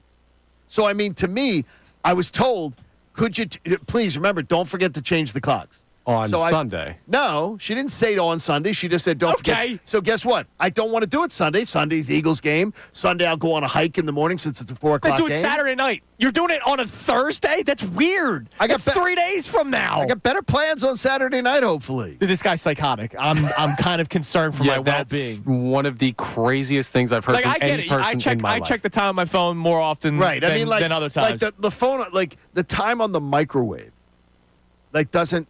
Yeah, but you don't pop up every once in a while?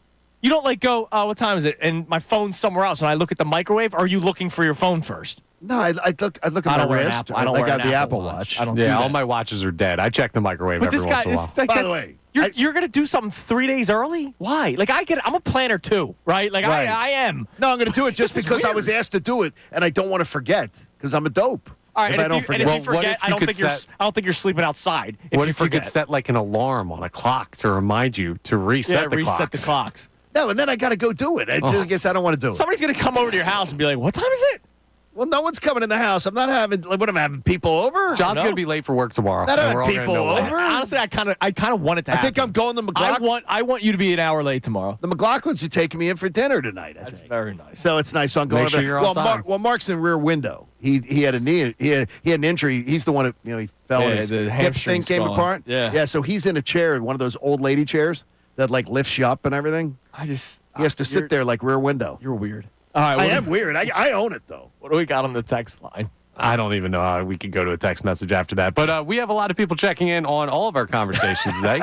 Edwin wants to talk about the Sixers, and he says, the season started for the Sixers, but it doesn't feel like it. You see guys out there in full uniform playing the games, but it's like something missing. Oh, I know. Joel Embiid and Paul George haven't played yet. I want the full thing, not whatever this is. I guess there are better days ahead, but I'm tired of waiting. Look, I will ask this question honestly. And I'm not talking to you guys because it's our jobs. How many Sixers fans have watched a game yet? What do you mean watched a game? Of course they have. I bet you there are people that have not watched Then you know the game what though? yet. Then you're not a Sixers fan. You're a casual. And Tobias Harris would call you that. No, I'm going to say you are. If you have not watched a Sixers game yet, after not having the Sixers for what, 5 months, then you're casual. All right, fine. Now, no, wait a minute. I'll If ask you you say this. to me, how a long complete, have you watched the well, game? that's different. That's a totally different I'm not even conversation. saying complete like 4 quarters. Like, if somebody puts on a game, like let's say there's somebody that's they don't listen to sports talk radio. They have no idea that Joel Embiid's out, right? So they put on the game. It's the first quarter. They're listening to Kate and Ala, and they show Embiid on the bench, and they go, oh, they turn it off. Yeah, I don't know. I watch the Phillies games when they have the Sunday give-up lineup, but the Sunday give-up lineup also allows me to walk away from the TV a couple of times. Yeah, the Sixers Because I don't really want to watch Garrett Stubbs, Johan Rojas, and Brandon Marsh go down 1 through 3. What have I done? I have not watched a full quarter consecutively. I bounced. See? I bounce in, then I bounce back, then I bounce back, then I bounce back. But there are people that don't because bounce back or bounce in. I'm sure there are people this is that like have not watched a game yet. This is like watching, to me, this is as entertaining as watching G League. Okay, I have no, so like, then, it's not. So I then mean, you're saying but I'm still you're not gonna a real watch. Sixers No, fan but I'm still if you going to watch a horrible product. No, I'm still watching. But I'm watching. I'm not watching as intently as I'll watch the product when it's the full complement. You're of players. still watching, but can you blame the average fan for not wanting? I wouldn't call them a casual if somebody goes, all right, I'm going to watch Tyrese Maxey a little bit here. He's going to go to the bench. I'm a Sixers. I'm turning off the TV now because I don't really care about Caleb Martin running the offense. I'm a Sixers fan when Embiid's playing. That's the definition of casual. That is the definition. Or they go, what's the point of watching this game that I think they're just going to lose? And look, they lost the Pistons yesterday. Because you claim to be a fan of the team. I understand, but they may say I have something better to do. Well, then that's good. You could be for every game. They have something better to do. There's been four. Then you're not being a fan at that point. You're not a fan. I want people to be honest. Have you watched the game yet? Or how much have you watched? I watched yesterday's game in its entirety.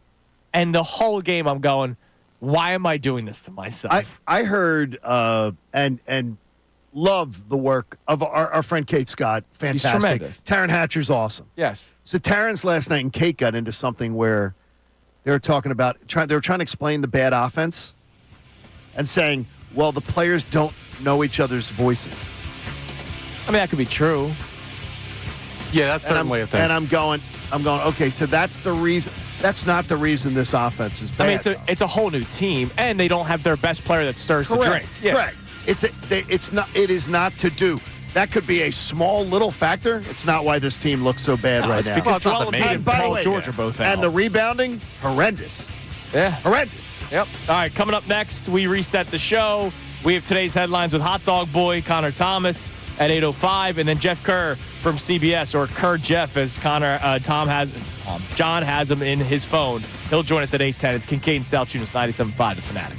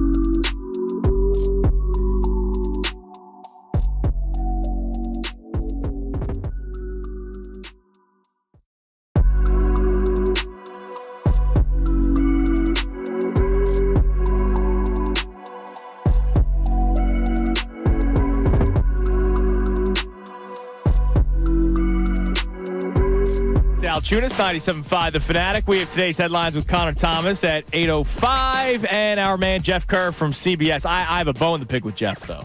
He joins at 8:10. Absolutely, he will enjoy the sparring. And it has nothing to do with sports. He likes this stuff. It has something to do with what he tweeted back at me a couple months ago. Save it.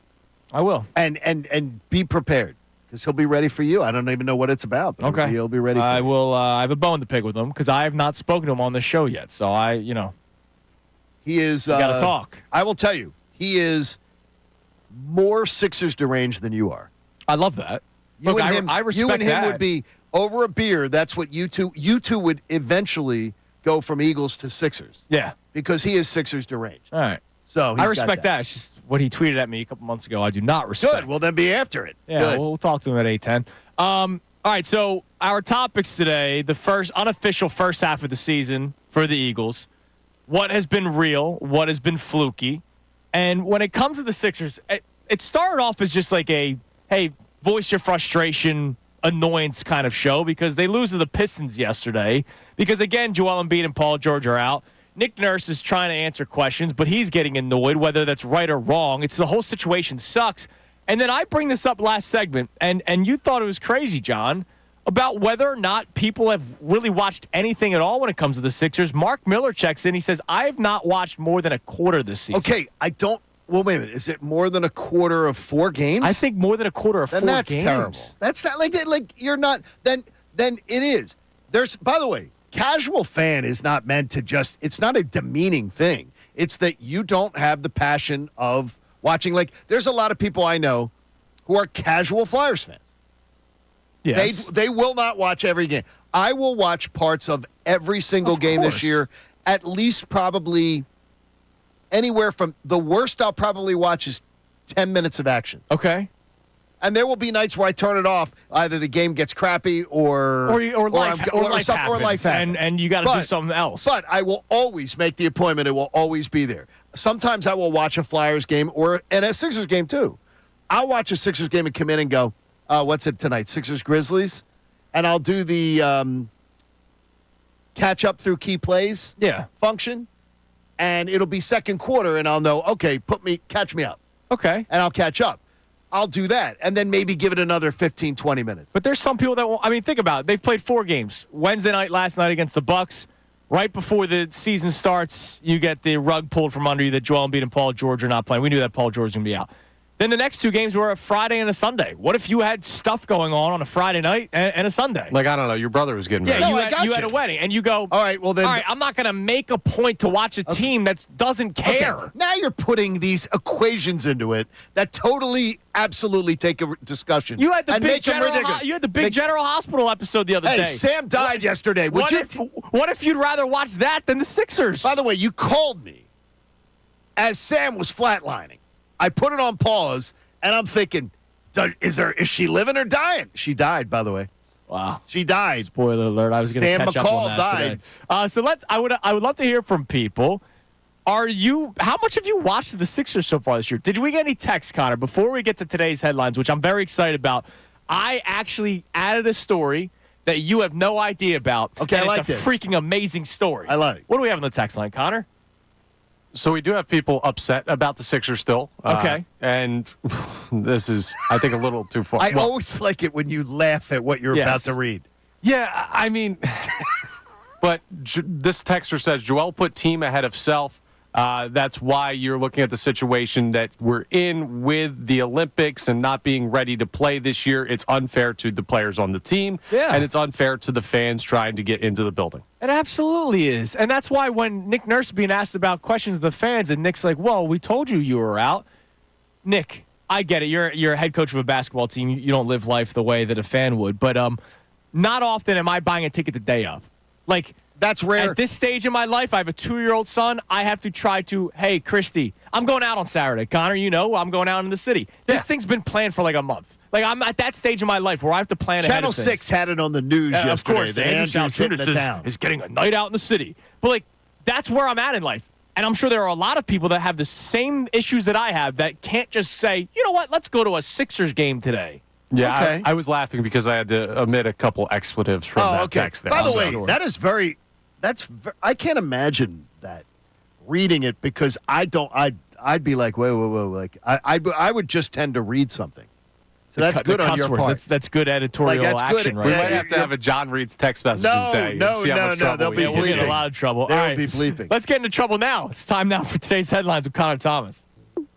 Today's headlines with Connor Thomas. What do we got, Connor? Oh, we've got some stuff. Hot dog. We're going to start safe, okay, and then we're going to move into what Andrew wanted us to talk about here in headlines. But first, we had a bit of information last night in baseball as the Dodgers took down the Yankees, a comeback victory, a huge middle inning push, and we have a World Series champion. Here's what it sounded like. The Dodgers a strike away from a championship, from a proper celebration. Start the party, Los Angeles! Your Dodgers have won the World Series! By the way, he is the Dodgers broadcaster. Oh, is he Joe Davis? Joe Davis is the guy who replaced Vin Scully. Right. So he's the Dodgers broadcaster. He gave them a great. He did.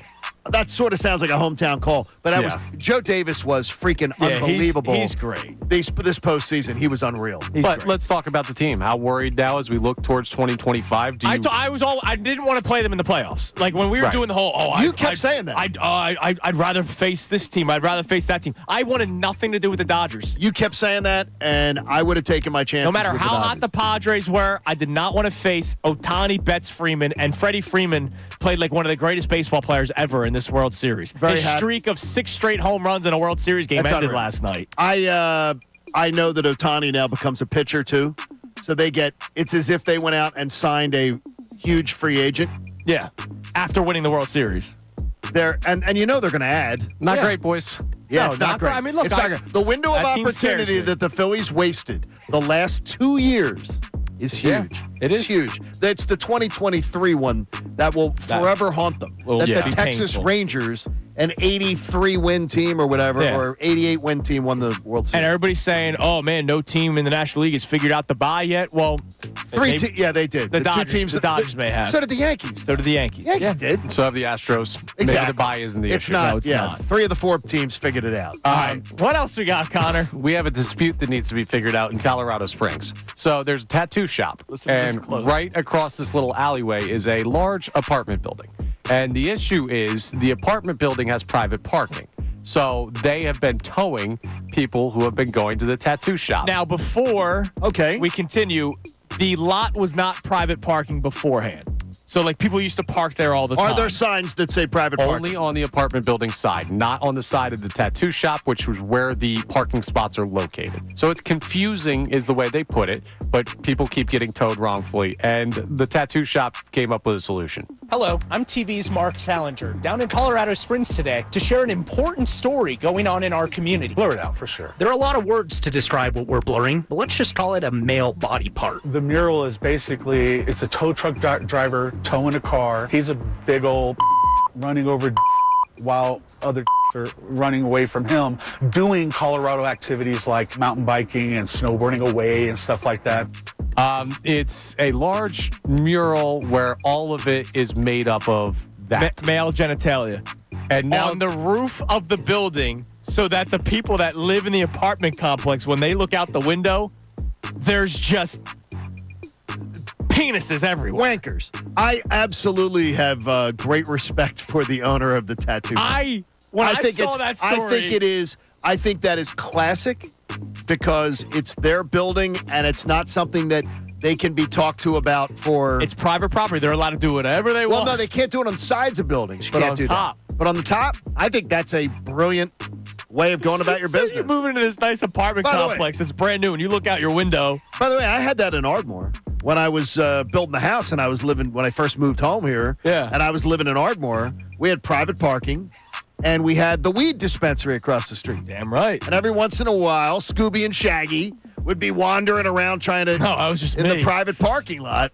And it's like, well, what are you doing? And they were, by the way, getting towed. Yeah. They were getting towed, but they didn't paint giant Wieners. wieners. I'd just like to say, Hot as dogs. a hot dog, stop appropriating my culture, please. There you go. I just love that story, man. All That right. is a great story. There you By the go, way, that's Connor. a classic troll job. It is. See, I admire that. Yeah. I admire that big time. And they just use their art to their Wow. test. Our to their man, advantage. Bill Strobel could be now have a whole nother line of business, one of the fine artists of Philadelphia, greatest murals. He could come up with some bad stuff then. If this ever happens to your company, Bill Strobel will find Bill Strobel. He'll be able to draw you some. Oh yeah, he could find creative ways to hide them. Like Where's Waldo?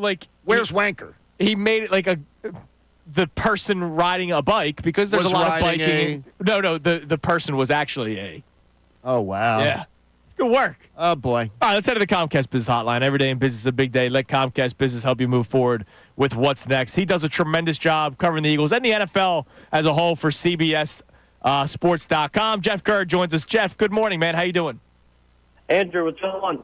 It is a beautiful day to have you on. I'm glad that we've bogarted so much of your content this week. Yeah, like I thought seriously. it was important we reach out, and he sent the picture last night. Oh, we appreciate from that. the Sixers of the new signage inside the building. But yeah, we probably owe you a bit of our paycheck because we've been using a lot of your content this week to discuss on the show. So we thank you for that. But Jeff, it's the first time we've had you on so far this season. So we'd love to get to know what you think about this team through the midway point. We're doing a midway point topic today because we are kind of at that unofficial spot. What you've seen the last couple of weeks, is that more real of what this football team is? I would agree with that. So I got to do my midseason grades for CBS Sports next week, so I'll give you guys a preview. The Eagles are getting at least a B+. That's just my opinion on how their season has gone so far.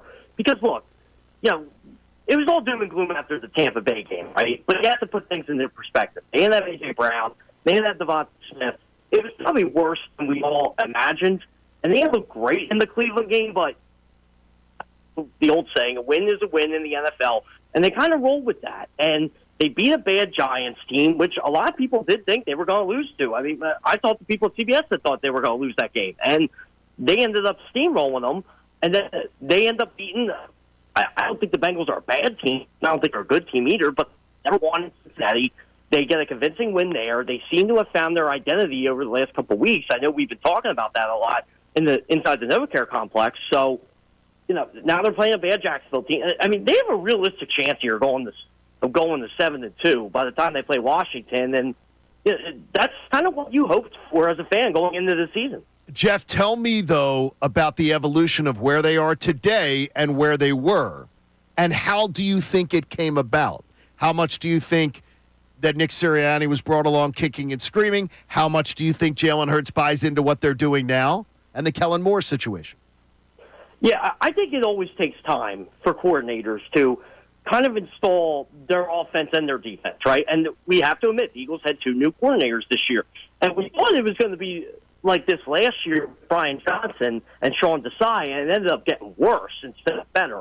But I think when you bring in a veteran offense coordinator like Kellen Moore, a veteran defense coordinator like Nick Fangio, who are 2 highly respected guys at their jobs, you're going to see progress. And I think it was Kellen getting comfortable with Jalen and Jalen getting comfortable with Kellen and finding out what Jalen Hurts has been thrown to the middle of the field a heck of a lot more this year than he was last year. I thought that was one of the issues with his offense.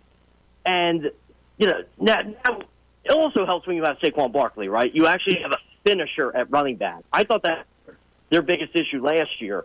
DeAndre Swift was a 1,000-yard rusher, a local guy. He wasn't a finisher. Like, you could use the pass to set up the run like the Eagles like to do, but they just weren't getting that last year with Swift and Gainwell. I feel like now with Barkley and Gainwell, you're starting to see those strides late in games. That's why the Eagles are able to preserve leads. But, yeah, I knew it was going to take a little bit of time. I probably didn't think it was going to take a month.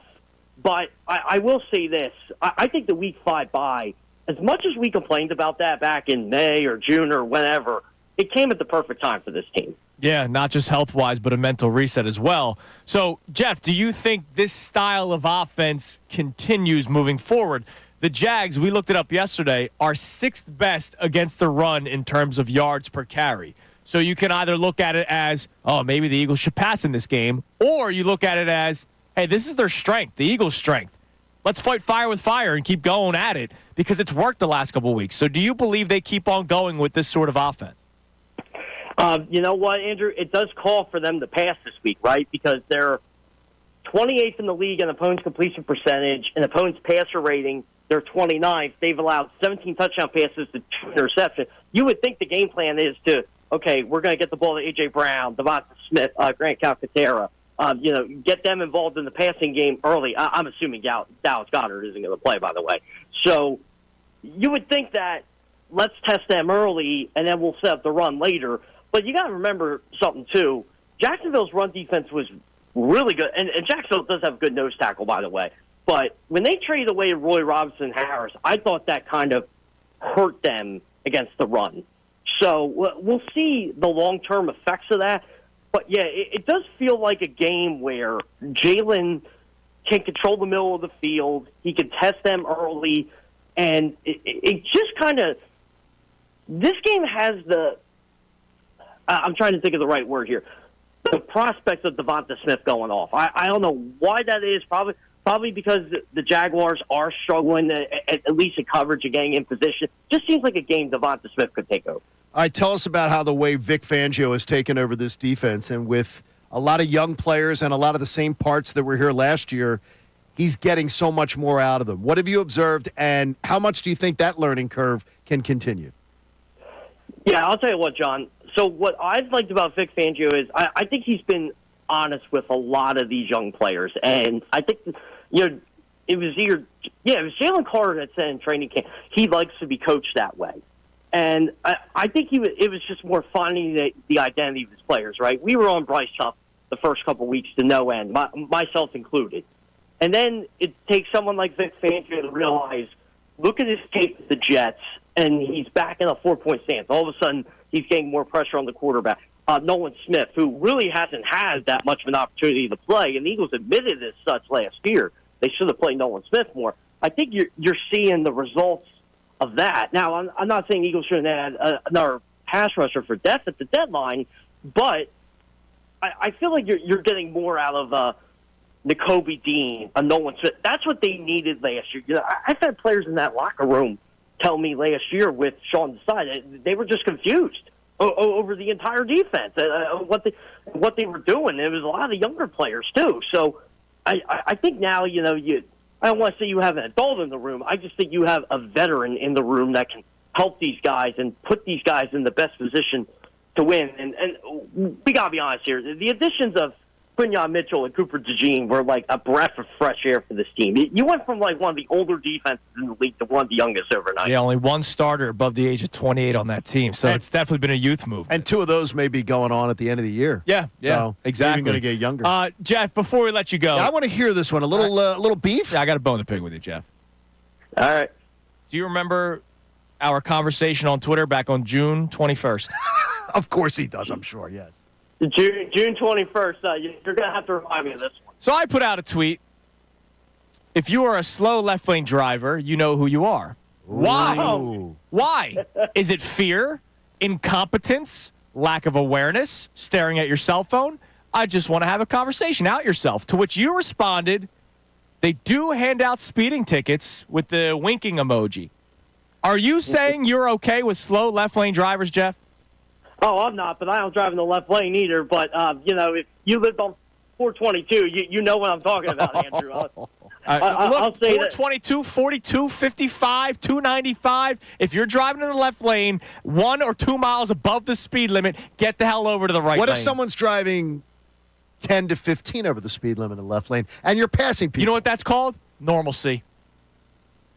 I'll say this. I won't go, if I'm in the left lane, I'm going in the left lane to pass because that is the law in Pennsylvania. Yes. You were supposed to pass in the left lane and drive in the right lane. Nothing drives me more insane. I'll just say this then. When you're driving 50 in the right lane and you're clearing the left lane and the guy's honking the horn because you're actually doing your job and pass. All right, as long as you get back over quickly. Yep, I get back over. Yeah, I do too. All right. Like I'm a left lane passer. All right. I'll keep an eye out on this. You guys are friends again, I'll keep Jeff. an eye out on this. I just, I was always friends. Friends are allowed to disagree. Damn right we are. All right, Jeff, we appreciate it as always, man, and thanks for all the content that we read on the show. We stole from him this week, all week long. You can steal from me as much as you want, guys. There you go, You're buddy. the man. There Take is care, Jeff Kerr on the Comcast Business Hotline from CBS. All right, so today's main topic was about the first half of the Eagles season and what's been real. So, in the second half of the show, we turn it to another question. What happens in the second half? And there's going to be a conversation later on in the show about another potential statement game. What we saw against Cincinnati was the first real statement win against a quality opponent. What's real, and will it continue? It's Kincade and Salciunas on 97.5, The Fanatic.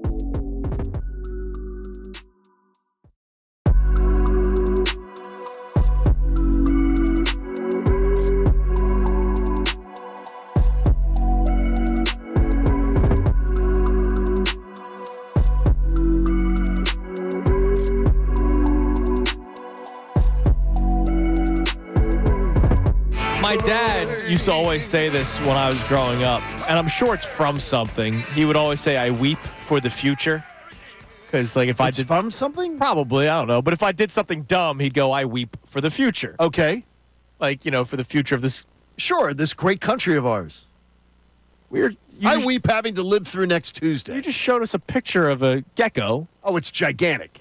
Right. And That's then on my wife's. Connor made the good joke about it could save you 15%. And then Haley goes, is it Gecko or Geico? It's the Geico gecko. A gecko is a gecko is a thing. An amphibian, right? We're having a tough day. Yeah, it really is. It must be hollow. Like, it's the candy. Well, we don't have any candy here. It's a reptile, by the way, not an amphibian. It's a reptile. They don't live in the water. No, they don't. But when the guy in the hot dog suit is the smartest guy in the building, that's a problem. Yeah, I just like. Well, that's we're struggling here. Yeah, it's a weird day today. It is a weird day today. We gotta get through this. We will. We'll get through it together. That's what we do. It's teamwork here. Yes. But I'll tell you, the outer hall, holy moly.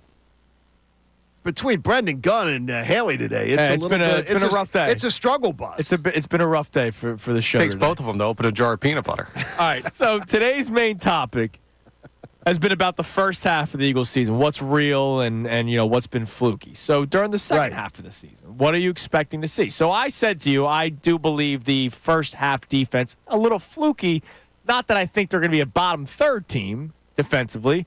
I think they'll just fall to the middle of the pack, which is what I kind of expect them to be. I will tell you that I believe when we do the end of the season, like looking forward to the playoffs thing, I will tell you that we will look back and say Andrew was way off on that. And that would be fantastic. Because I hope that's true. I think the why I believe it is because of the schedule.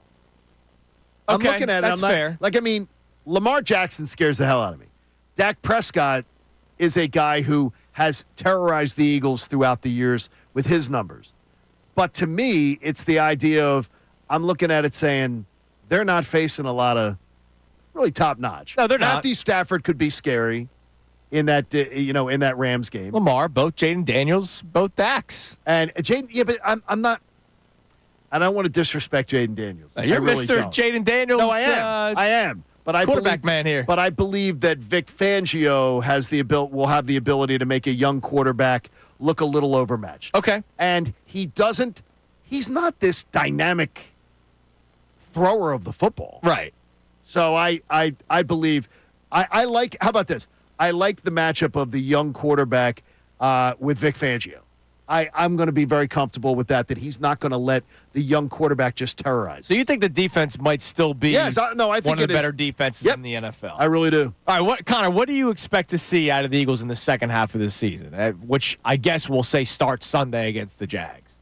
I mean, I'd expect more of what we've seen, not the margin of victory, but the type of team that we've seen play against the Giants and the Bengals. Complete games is one of my answers. Yeah, yes. Now, I'm not going to expect Jalen Hurts to not turn the ball over. And it's not just Jalen Hurts, too. We only laud Jalen Hurts because he was the guy who was putting the ball in harm's way. The fact that people aren't fumbling right now and receivers aren't, tipping the ball up in the air to the point where it could be intercepted, that's somewhat fluky. So yeah, what I mean by complete game, I mean the win against the Bengals. The offense won that game. The defense won that game. Special teams won that game, right? Jake Elliott had 3 field goals. There wasn't the special teams issue that we saw against teams like the Browns. When the Eagles beat the Browns, it wasn't all offense, defense, and special teams. It was really just defense and a decent game from Jalen Hurts. Yeah, there's one team in the NFC that I'm seeing complete games consistently from the rest of the way, and that's the Detroit Lions. Yeah. Outside of them, I don't think the Eagles are that team yet. And they could be in a couple weeks, but I honestly think we watch Detroit the next 2 weeks. And by that should determine to us how concerned we should be. If Detroit beats the Packers in Green Bay, then goes and beats the Texans. On the road, both games. We're talking about then there's a whole new level of concern with Detroit. Yeah, because that's a tough stretch. Being in Green Bay and then in Houston back-to-back weeks. That's tough. And if they go 1-1, that's fine because then it opens the door for the Eagles to be the number 1 seed. Yeah. If they go 0-2, then that's you're even saying, better. Wow, number 1 seed is clearly in play for the Eagles. And that's what I told you before the year. I thought they'd be in the NFC title game. And that was obviously with the expectation they would be the 1 or the 2 seed. I Right. wasn't expecting them to come out of nowhere to do it. Vegas giving the Lions 3.5 points, 3.5-point favorites in Green Bay this week. Well, that's because of the uncertainty of Jordan At quarterback, Love, right? with Jordan Love and Malik Willis, yeah. All right, what do we have on the text line, Connor? You can climb in 610-632-0975. We also have the Sixers on the table, just overall frustration. But we asked the question, how much have you actually watched so far to start the season? And hopefully listened on 97.5 The Fanatic. Yeah, of course, which is great as well. But, I wonder how much of you actually, I'm going to sit down, I'm going to put this game on and watch. And when you did that, how much did you watch, or have you even checked in yet? What do we got? Mike from Prospect Park checks in and says, good morning, guys. All last year, I was waiting for the Eagles to take a step forward, and it never happened. In fact, they actually took a step backwards multiple times. I'm very optimistic about this year because I've seen them take that step from where they started. The way we've seen both the offense and defense improve has me optimistic. If they started the season like the way they're playing now, let's say the season's flipped, right? They played these 3 great games, but then they lost and looked ugly the next 4, like it did the first 4 games of the season. I think we'd be panicking. The city would be in flames. We'd be panicking. We would be absolutely be in. The fact that they started off slow, but have since legitimately turned a corner and post-bye, a Week 5 bye that actually benefited a football team. You and Jeff on the same page with that, Jeff Kerr. Yes. A Week 5 bye that benefited a team, not just health-wise, but mentally, reset-wise, game planning. You have seen the offense has been different post-bye since the bye week. It has. Everything has changed. Now, Jalen will want you to explain how it looks different as if he doesn't know. He's defending his coach, man. It's just so weird. It's defending just his coach. there's everything. I swear to you, teams in this town, it's freaking weird the way they handle Let's things. play that clip in case somebody's just tuning It's just in. weird. We Like, played this back around 6:35 this morning. Here, Jalen Hurts was asked by Jeff McClain, and I do believe because of how great Jeff is at his job, the second he asks there's a a fear question, factor. I think people put they get their antennas up. So Jeff McClain is asking Jalen Hurts about how the offense has changed since the bye week. Looks like the offense has changed significantly since the bye. You know, what involvement did you have in that, and what looks different? What looks different? Well, you guys been under center a little more. You've been doing a little more play action. Been running the ball more. You know, this last game you did a lot, the most motion you've ever done. So, did you have any say in that? And you did mention pushing for certain things. And are we seeing the direct result of that now? What looks different? Yeah, no, I think not directly. It's a constant navigation from everyone. It's a constant navigation, everyone, and everyone has a voice in that. What looks different? What you know? What though? There's no double talking it. He was absolutely defensive when he said that. Yeah. Hearing it again. What looks different? Because when Jeff McClain asks a come question, because of how good he is at his job, before somebody goes, yeah, because they hate Jeff. Jeff's great at his job. And so the second he starts asking a question, they're probably like, all right, this isn't a fluff question. I got to actually be ready for this. Okay, that's fair. Yeah. That's how I got No, it. that's fair. Absolutely. All right, what else we got on the text line, Connor? We actually have a check-in on that conversation with the Jalen Hurts stuff and what John was bringing up. And he says that with that, John's just looking for something to be upset about. Jalen used the same tone he always used with that deadpan voice that he has. I didn't hear anything there, was what this Why would he be asking? Why would Jalen Hurts be asking? First of all, I've been like one of the biggest Jalen Hurts supporters, so it's ridiculous. Like I'm looking for something bad.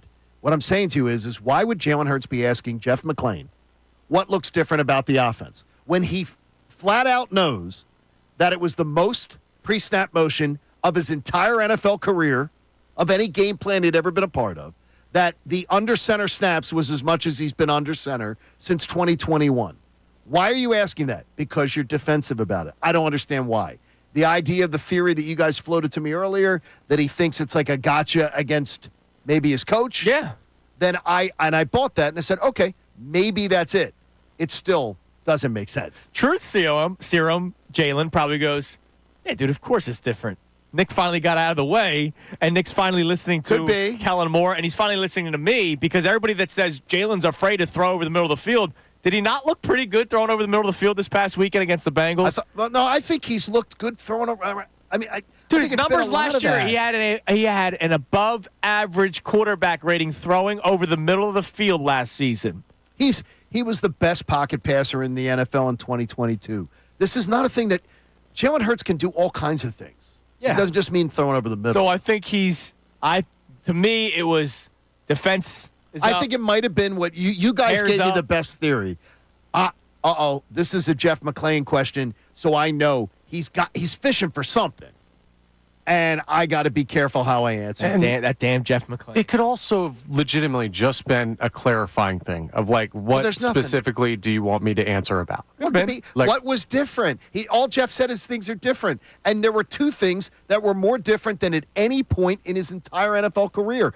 Jalen damn well knows what's different about it. I understand, but if Jeff was asking a pointed question towards motion or towards being under center, maybe Jalen wanted to make sure that he was answering. Then he would say, "What did you mean?" He said, "What's different about it?" That's where you break it down too much, and you're trying. No, he said, "What's different about it?"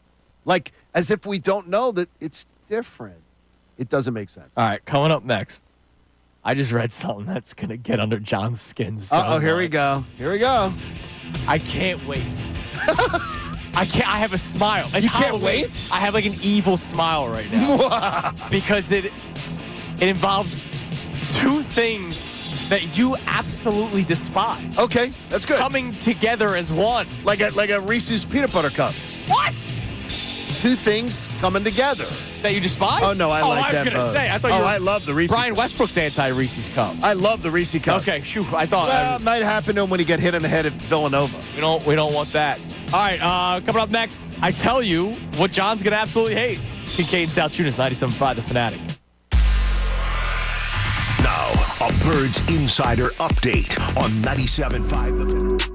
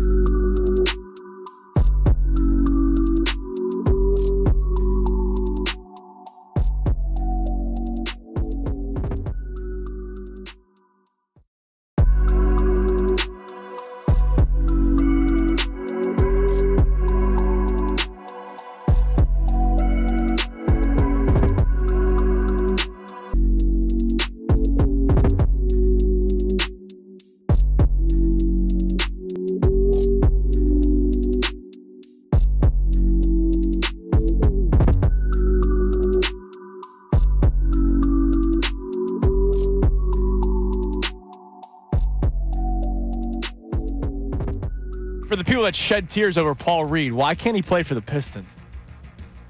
Oh, I'm sorry. Was that harsh? No, he can't. He's played 7 minutes this season in 5 games. The guy's a DNP. Load management. On the Detroit Pistons. Yeah, they can't play him. But, everybody shed tears when he left. So how long's this beef that you got? Because I gotta hit the. No. It's very, very quick. I just need some clarification. We apparently have a potential issue with the peace treaty with the best show ever. I didn't realize till Rachel Pitts, who runs our digital, was walking by, and she said, "Don't let Tyrone see you in that costume." Tyrone Johnson of the best show ever is staunchly anti-hot dog on holidays.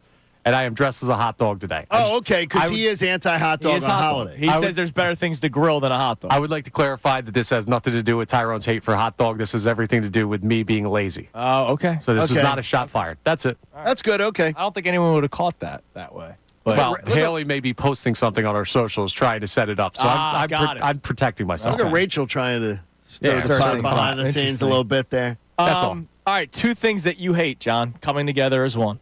Okay. Power rankings. Yes, I hate them. And the Phillies running it back. Oh, jeez. You're right. Oh, don't tell me. Because it's all going to be different next year. So everything's going to be different. David Schoenfield does a great job covering baseball for ESPN. It's amazing, man, these guys and their content. My way too early 2025 power rankings. Oh, my gosh. Stop it. Which is the World Series just ended last night. Dodgers haven't even had their parade yet. Where do you think he has the Phillies in his way too early power ranking? 7th. 3. 2. Yeah, what? That's probably about where they should be. The Dodgers, no, they should not. The Dodgers at 1. The Phillies at 2. The Padres at 3. Orioles at 4. Guardians at 5. The D-backs at 6, which I disagree with. The Bravos 7, Cubs 8, Yankees 9, Red Sox 10. Here's what he wrote about the Phillies, the number 2 team, John, and your 2 favorite things, power rankings and running it back. Okay, what's he say? The top of the 2024 standings were more muddled than it has been in years. 7 teams won between 91 and 98 games, so it's no surprise that the top of these rankings is difficult to order. It seems like the Phillies, coming off of 95 wins, have the highest floor since they have almost everybody coming back. Relievers Carlos Estevez and Jeff Hoffman are the only notable free agents. Their rotation depth helps, as does Bryce Harper still having the ability to hit like an MVP contender. Then the obvious concerns, Harper, Kyle Schwarber, Trey Turner, Nick Castellanos, and JT Realmuto will be 32 or older in 2025, and the bench remains a weak spot despite President of Baseball Operations Dave Dombrowski's attempts to upgrade it last season. But he has him at number 2, Johnny. I will tell you right now, that's preposterous. Preposterous. It's why the running it back. Why? They're 95 win team. Win all you want. I thought it was World Series. I thought it was World Series. It's power rankings. No, just power rankings. Oh, it's power rankings, but wouldn't it be he is the Mets team at 18, by the way. Well, by the way, I don't think the Mets should be that high. I think the Mets had a tremendous because like run. Alonso walks, that team's totally different. Right, exactly. I think if you're honest about it, are the what I have to see what Atlanta does with Max Fried gone. And by the way, Max will be gone. Yeah, he's going to be out. They'll be active. He is this going to be out. They're gonna potentially mess around with another chance. No, he's going to be. He's staying in Cal. I would believe he's going to be staying in California. Okay. Until I see that, if they don't replace Max Fried, then I could see the Phillies saying, okay, the Phillies are the team in the East, and then trying to figure it out from there. Number 2. Yeah, I can understand it. In the October power rankings for the 2025 baseball season. All right, coming up next, our man Kevin Negandi joins us as he does every single Thursday at 9 o'clock. And after Kevin, are we in need of another statement win to really start believing? Because to your point, John, there are still people that are like, all right, hold on, slow your roll. I need to see more. They should beat up the Jags on Sunday. Beat them up. They absolutely should. So are we in need of another statement win, which comes our way on Sunday? It's Kincade and Salciunas on this Thursday morning, 97.5 The Fanatic.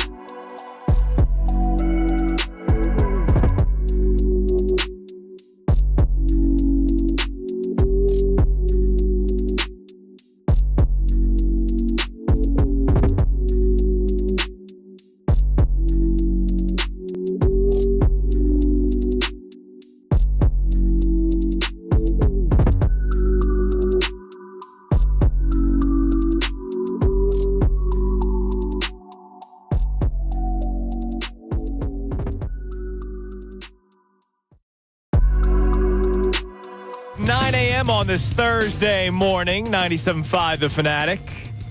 Hope you had a safe drive into work. It is Halloween. Christy had her car written on. So, with what? Soap? I don't know. It better be soap. If not, you got bad parents in your area. So, Mischief Night apparently is back. And I like it. I'm pro Mischief. Now, I saw in Camden, it's huge.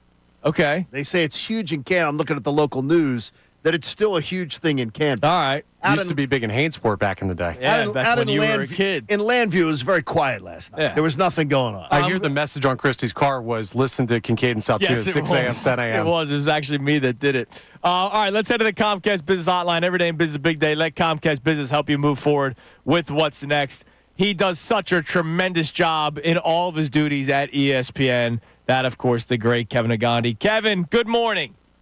Good morning, fellas. How we doing? Mischief Night is back, man. Kevin's kids were not out for Mischief Night. I hope they were. No, they weren't. Oh, hell no. They better not be out for Mischief Night. Oh, come on, man. Anti-mischief? Well, first off, my kids are 12, 10, and 8, so... Well, no. That's the prime age wait a minute. for 12 and 10, kids, it's constant Mischief Night with kids that age. When they get towards middle school age. Yeah, every night in our house is survival night. That's the mischief that's find a going way on in your house. Eventually get to bed. Mischief Night was pretty big when I was growing yes. up. Yeah, it was a big deal. So it looks like we might have a bit of a resurgence. I haven't seen it in my neighborhood in a long time. All of a sudden, I got a little bit of it yesterday, Kev. We're back. Oh, God. It's amazing what we're going to celebrate. And we look back fondly. Listen, that means kids are outside again, Kevin. That's a good thing. Yeah, it gets them off devices. That's sort of good. So, Kevin, the Eagles are at that unofficial midway point of the season, right? They're playing their 8th game of the year. It's week 9 in the NFL. So we'll start off with what we're asking our audience today. We'll ask you, Kevin, what has been real and what has been fluky about the Philadelphia Eagles through the first half of the season? And real and fluky could either be positive or negative. I think the real is the offensive line and the physicality and how they're calling plays now. That's been really encouraging. And I think a lot of us have said this, hey, if you set up the threat of a run, you add some extra protection, quarterback can make better decisions, it'll lead to explosive plays. And we're seeing it work out really well. Like, I'm really happy that they're not having Jalen throw the ball 40 times. And I think sometimes you can get pass happy, especially in this league. You're seeing a lot of numbers up with teams that are running the football. They work hand in hand. I'm not saying you got to run first, but I think they work hand in hand. And it's to me, that's a real deal. It's worked, right? It also keeps your defense off the field a little bit more. And I think also another real deal is the Quinyon Mitchell and Cooper DeJean. We've seen their immediate impact, and that has played a big role here the last few weeks. The maturity, the growth, I like that as a positive. Now, playing the other side on what's fake and what you only play who's on the schedule. Their schedule isn't that great, isn't that strong. Take advantage of it as much as you can and win those games, and then just keep on getting better as the season goes on. Let's not forget the success for Bill Belichick and Tom Brady was the first couple of months they figured things out, and they could figure things out because they didn't play in a great division, right? And then when they got right at the back end of the season for a run. Guess who does that right now? The Kansas City Chiefs. I understand they're undefeated right now. They haven't looked that great. They're figuring things out. They did that last year. Hey, figure it out, get hot late in the back end of the season, and then have the run. I'm okay with that. If I was to say to you right now, the Eagles will be carried into January by their offense or their defense, is it an easy answer for you? Oh, wow. I would say the answer would be easy for me to say now because of the offense, because they've already had proven stars do it at a big stage. It's really still hard to figure out the defensive maturity and growth considering how young they are at key positions, right? So the Georgia guys, Quinyon Mitchell, Cooper DeJean, guys like that are going to be tested, and they're in their first, second, third years. So to me, one thing we already know A.J. Brown. We already know Devontae Smith. We already know Jalen Hurts. And we already know Saquon and Lane Johnson, Jordan Mailata. So those things are proven to us, and that's why I would lean for the offense over the defense. How bummed out are you with the Sixers right now? You know, I have been trying to ignore it because it's October. And my 12-year-old this morning was like, Dad, the Pistons. How could they lose to the Pistons? And I'm like, I know, it's October. You won't think about this in April. And I'm going to hold that mantra. Kendrick Perkins and I have some great conversations on the air, but off the air in commercial breaks. We go back and forth, and they're fantastic conversations. And I told K. Perk in the commercial break, because we were talking about Joel and the situation, I was like, January, mid-January, whatever shape, that's all I care about. Let's get ready after we get through the holidays, and let's figure out where the basketball team is, and then that's where my focus is in.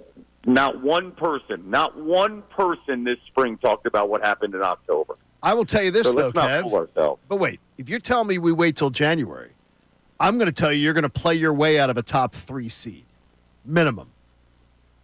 You're not going to be 100% you will right. Not, so to me, I think it's crazy to just because look, it's every once in a while you get a Miami Heat story of a team that comes out of nowhere from like the 8 seed, 6 seed to make a run. But the Sixers are a team that hasn't gotten out of the second round when they've been the 1 seed, the 2 seed. So I don't like the concept of, well, wake me up in January and see where they stand. You're absolutely right on the idea that you won't get a top 3 seed. I don't think it really matters. I really think a run matters more than anything else. We've had the top 2 seeds, didn't do anything for us. We've had a 6 seed, didn't do anything. What we need more than anything else is getting hot at the right time and being healthy. That's how I view it. All the accolades in the regular season mean absolutely nothing. Will you be ready in the postseason? Will you be in shape in the postseason? Will you have enough time to develop chemistry in the final 3 months and of the that's regular the scary season? thing, Kev. I've been hearing this for 6 years now, and I'm pro. You know me, Kev. I'm pro process. I love Joel Embiid, and I'm a big Sixers honk, right?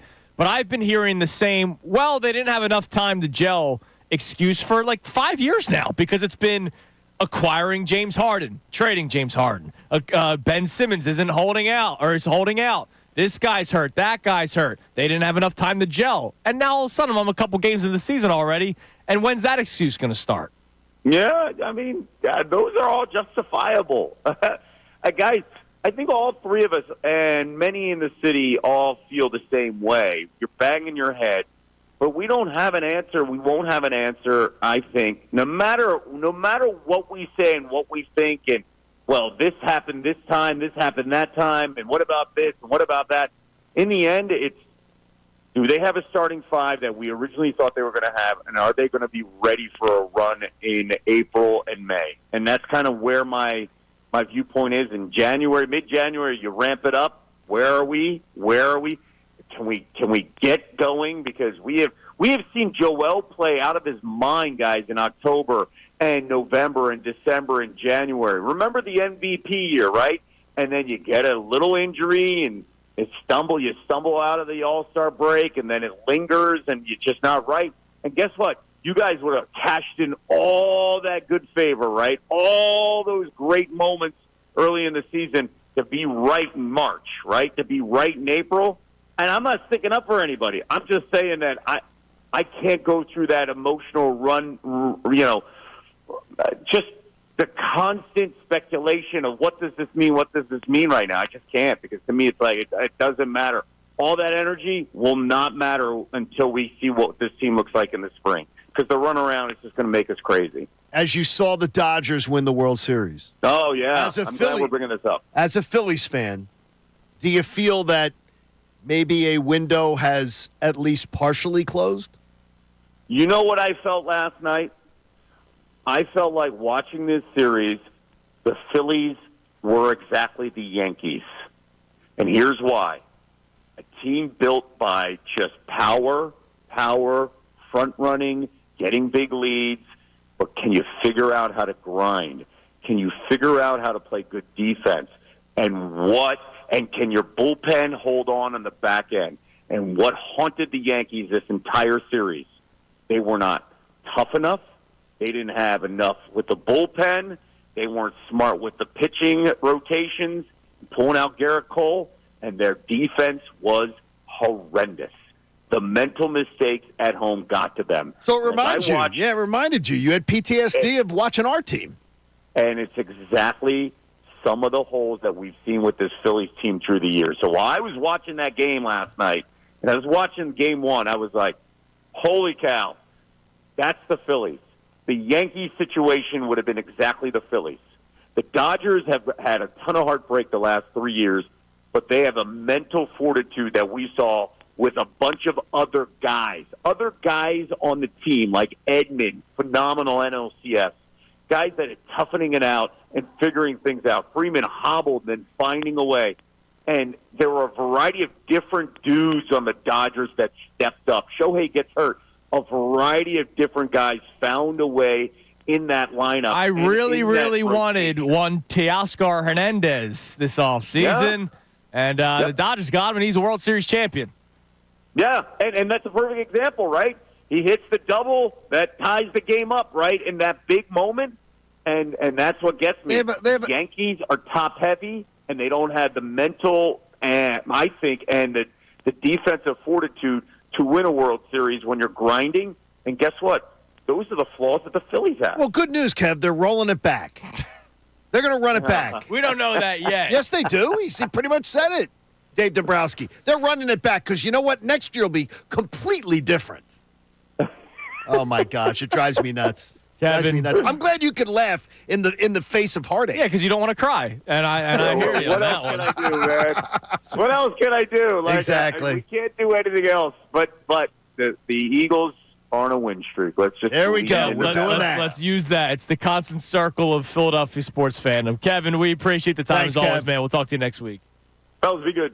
There he is, Kevin Negandi on the Comcast Business Hotline. Yeah, Teoscar Hernandez was another guy. I either wanted him or Jorge Soler. And we both talked about Soler. All I was told by the Phillies organization is, well, they want 4 outfielders. They want to be able to platoon. How about you just put 3 of your best players out there? Like, why is this such a hard concept to grasp? Like, I freaking hate it, man. And my ears are going to bleed on the Soto stuff. Well, I'll take them. And again, I'm going to say to you, John Middleton would be willing to spend.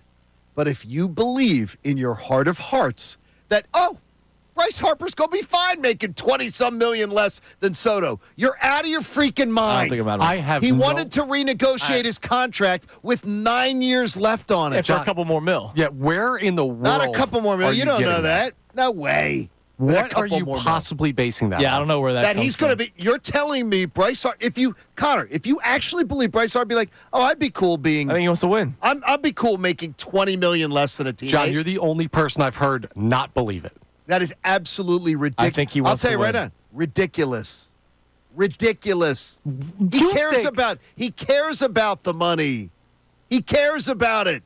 I think he cares about winning a World Series. If the Yankees had offered the Phillies money, he would have been a Yankee. That's not the same argument. If the Giants had offered the Phillies money, that's a totally separate argument. You think that they won't sign Juan Soto because he would make more money? No, what I'm saying is it's not going to ever come to that because they know that that's what's going to take.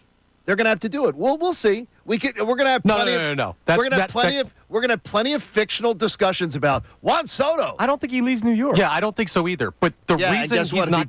If he goes to the Mets, that'll be a problem. It's trouble with a capital T. But the reason he's not going to play in Philadelphia is absolutely 100% not because Bryce Harper thinks he can't make more money than him. That's insane. Yeah, 20 million more? Yeah, sure he will. That's insane. He'll be fine with it. I can't even have this conversation He'll be put on his Fanatic shoes and be fine with it. All right. Question. Yes. Do you need to see another statement win? I'm going to see statement win. You're going to. But if this team is actually going to be a contender to NFC title game, which we're talking about, then I'm going to see statement wins. If I don't, then I'm going to know that they aren't. So if they squeak by the Jags, squeak by the Cowboys, squeak by some of the bad teams they have left in the schedule, like the Giants and stuff, Panthers, then I'm going to know they're not Super Bowl caliber. So they're going to answer that question. So for seriously, us. after last week where they beat the doors off the Bengals, It meant a lot to me. You know what they take away, though? Not the score. What I take away is the way the defense handled Joe Burrow. Yes, and absolutely. how they handled Jamar Chase, and how they handled Malik Neighbors. All right, well, what if they keep the Jags to 13 points, but the Eagles win 17-13? The Jags have no wide receivers, have a quarterback who is erratic as hell, and I think they're a limping horse. So what if the Eagles only score like 17 points? What if I'm it's gonna be really- 20-16, just like the Browns? If it's a 26 team against the Jags, I will officially be concerned that they've backslid again. Connor? It wouldn't bother me that much if I'm being honest with you. Like, I understand. You're so positive. I'm not. Listen. I've told you what's going to happen for like the past 3 weeks. So let me give you this one. Because I told you the Giants was the breakout game. I told you that's when you wanted to see the Yeah, you didn't say that was You gonna didn't say happen. that was You the said breakout you game. needed You to said see you it needed by to then. see it. It was the breakout game. I picked the correct week for like a month. No, the So one you needed to see. Let me have this one. And then we told us see they'd beat them by 20, the Bengals? No, but I said that this is something that they could build upon. They're walking, then they're running, and then turning into the team we believe they can be. Let me tell you what this week is, I think, because I'm worried that this could potentially be that setback trap game. Letdown game, trap game. Well, It's a trap game, 6-1-0. You go on the road against Cincinnati. You play a team with Joe Burrow and Jamar Chase, a team that's tough on the road. Then coming up next, you're going on the road and you're playing Dallas in division with Washington ahead of you. And this game, you're coming back home to play the lowly Jaguars who have a coach that might get fired.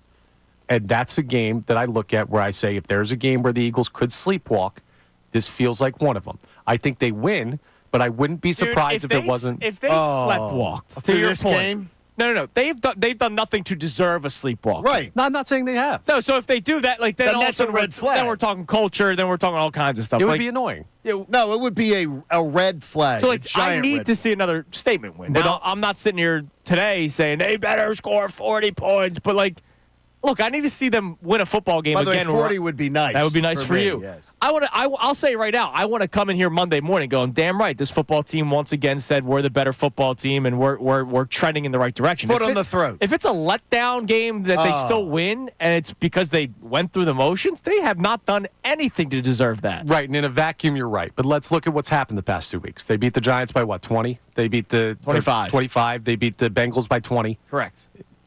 What are the chances that you win like three straight games by like 15-plus points? Does that happen 2017 often? and 2022, they did that. Yeah. And then you know what they were? A Super Bowl team. I understand. I don't know if this team is a Super Bowl team Well, yet. that's why I say if we don't see it, then I'm going to know that they aren't. But not every Super Bowl team beats every team by like 15 or 20. Like, I think the Chiefs are a Super Bowl caliber team. Yeah, and the Chiefs are a different animal with a different quarterback and head coach. I got you, but there's not just like one. We typecast the Eagles as having to be this certain team because that's the way we saw it in 17 and 22. I hate this because you and Bill Colarulo are on the same page. Oh my Okay, gosh! that's fine. No. Bill's smart. No. I know. Bill's doing. He's setting up the fence. He's setting up the fence because he's new to sports radio. So what he's doing is he's new to this format. So he's doing the old set up the There fence. he is. Let's set up the fence. He's There behind he you. is. He's like Michael Myers so right that now. way Monday I can say I told you it could be bad. I'm not It on could be any a bad fence, so thing. if you want to say that about Bill, you can. But I think this is a here's tight Bill's game. tweet. The term trap game is overused. But I this think it week's- is. But this Eagles-Jags game Oh, no. is the definition. Oh, stop it. Coming off of 3 straight wins. Check. So in other words- Back-to-back road Stop blowout it. wins. Check. Stop it. Inferior opponent. Check. Stop it. Dallas next week. Check. Stop it. Birds need to be focused. Yeah, they better be They focused, do need to Bill. be focused. Oh, we're starting already paint this as a So it'll trap be- game? so it'll be- Excuses? No, it'll be if the Eagles win in a blowout, it'll be the Eagles, man. I told you they've been. No, you know I what- told you, know would what all Bill work says? out. Man, Nick Sirianni does not allow this team to have trap games. Boy, Nick Sirianni overcame that trap game. Any other coach would have fallen into that trap. Look, Billy Sirianni is already working it. Oh my God, it's amazing. I don't know how the Pickets don't get caught in his behind. He's so on one side. Choose a side. Kenny Pickett. No, quarterback. Kenny Pickett. That's a bad choice. All right, Glad we made that move. Coming up next, we'll hear from you at 610-632-0975. But we're going to step away from Philadelphia sports for a quick moment because history happened last night, Johnny, in the NBA. At least they're trying to tell you that. Oh, jeez. It's Kincade and Salciunas, 97.5, The Fanatic.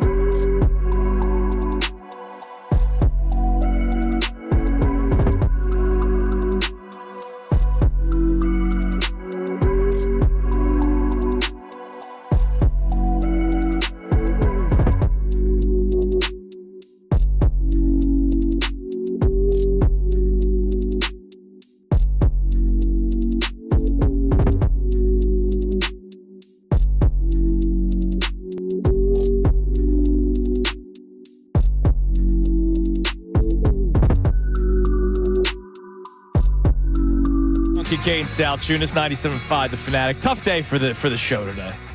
It's been a bumpy ride. As far as just a lot of dumb stuff. I said subsequently earlier. Subsequently? Yeah, I messed up there. We're trying to figure out if you're allowed to still say glizzy. No. Yeah, I at a certain age. My John says we're too old. Just said, yes, you're trying too hard. Her thing is, no.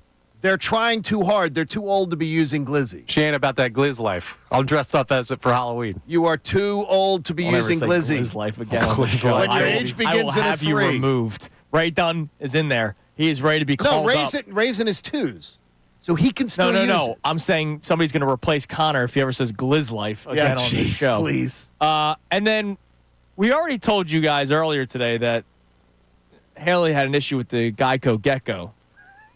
Is it Geico or Gecko? What happened earlier today, Connor, about daylight savings time? Oh, my goodness. So we were talking about daylight savings time in the back, and Brendan Gunn was bringing it up. And by the way, John's already changing his clocks today, which is weird. Yeah, because I was asked because my wife's out of town. She said, be sure to change the clock. It must be Halloween because a lot of weird stuff is happening. Mercury's in Gatorade. Right. Bottom line is we're looking at a situation where Brendan Gunn, it was like, I know that the sun sets earlier because of daylight savings time.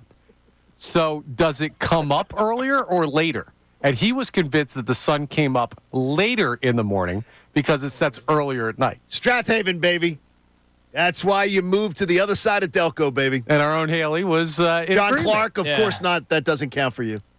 Do you guys remember Jared Goff on Hard Knocks with He the didn't Rams? know that the sun, where the sun set. Yeah, he didn't know that the sun rose in the east and set in the west. I'll tell you, everyone no has idea. those weird holes where they just don't know something that everybody else knows. Look, I'm not sitting here saying I'm Wait smart. a minute. East and west, like the sun setting? You don't understand? Everyone has something dumb. Where's the time zones? Do you not understand the Like, time that's zones? just that's kind of like I mean, that's crazy to me.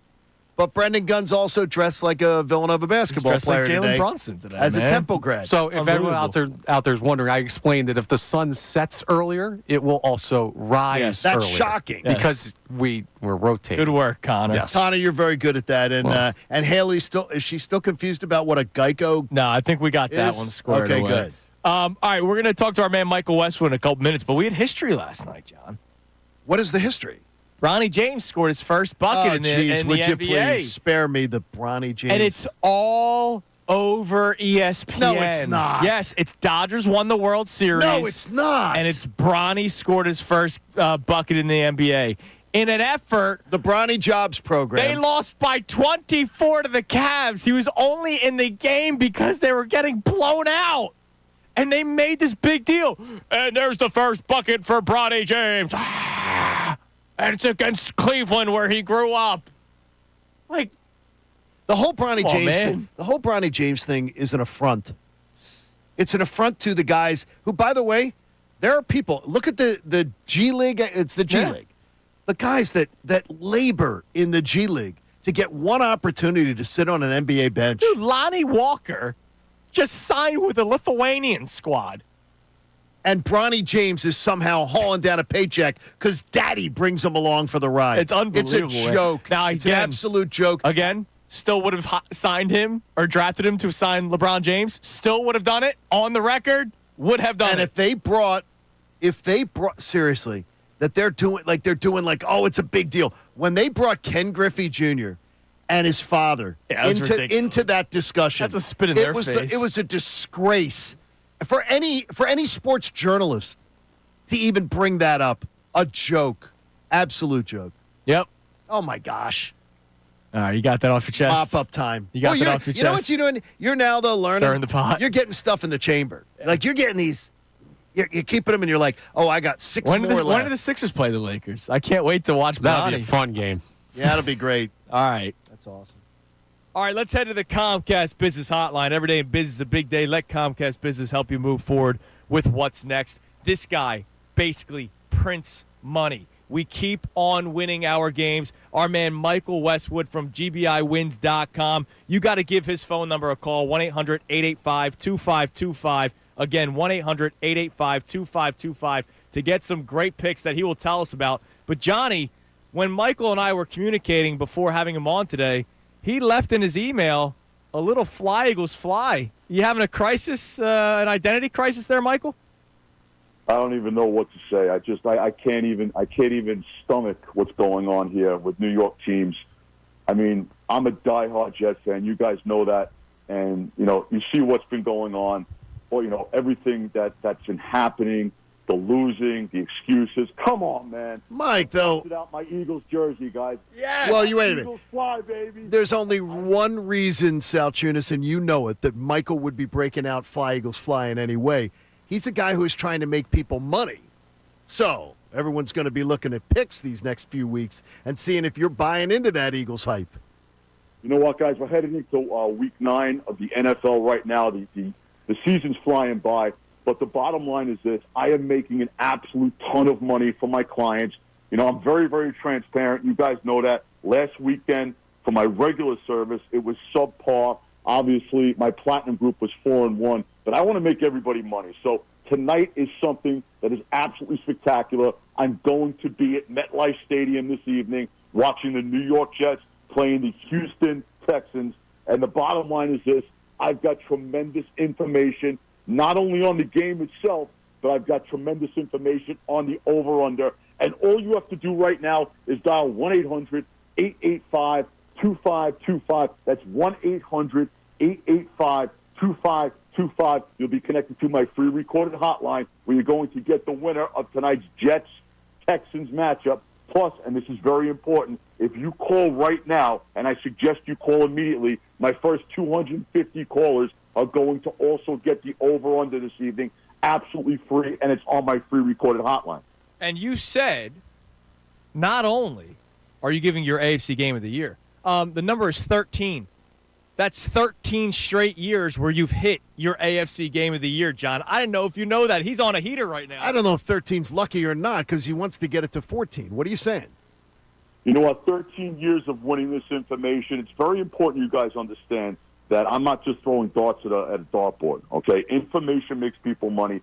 40 years in the handicapping industry. I know how to beat the bookmakers against the point spread. I am going to the game this evening. Do I really want to go to MetLife Stadium and watch the Jets play the Texans?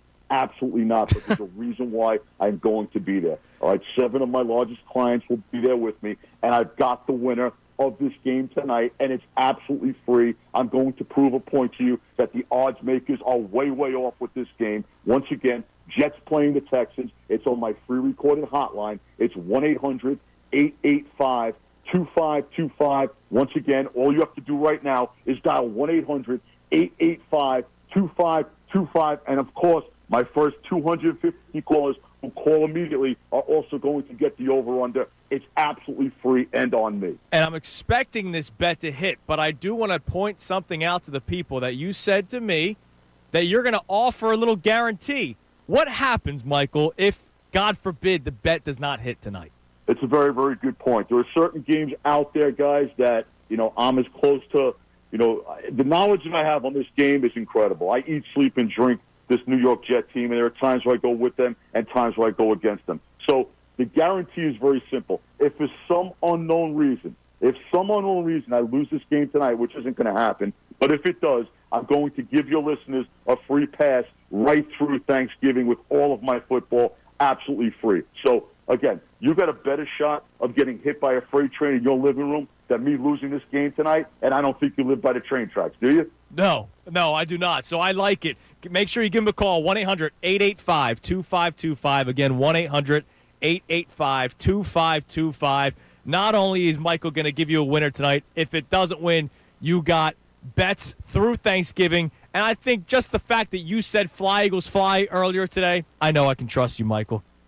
Let me tell you, you got a better shot of losing. I mean, you're not losing this game this weekend with the Eagles. They're playing the junk team. But the bottom line is this. Focus on what's going on tonight. Make some money with this Houston, New York team. Let's make money together. 1-800-885-2525. Call my free hotline now. You're the man, Michael. We'll talk to you again next week. You got it, fellas. Take care. All right, there's our guy, Michael Westwood. He's making me people money. He's doing very well. Yeah. And you know me, I'm a bit of a skeptic. Thing. So we hold him responsible, accountable. Yeah. He's got some good reads on things, I'll tell you. He's doing great, and he dropped the Fly was Fly. Well, I like that because he's a disgruntled Mets Jets fan. Exactly. His Love that. His squad's going on tonight. How does that game? I mean, the Jets lose tonight, right? I am I'm in one of those confidence pools, all season confidence pools. Yeah. I think I only put 6 on Houston. Okay. I'm a little leery of it that, Captain Caveman going to a cave for a week. Yeah. might I mean, the end up biggest thing having for a game. Houston is they're getting banged up. They are Stephon getting banged Diggs up. done for the year, but, man, the Jets are a mess. All right, coming up next, we have the Kincade Salciunas Key 3 best minutes from today's show and more for you right here, 97.5 The Fanatic. ESPN's Adam Schefter. That's what Vic does. I just think he's...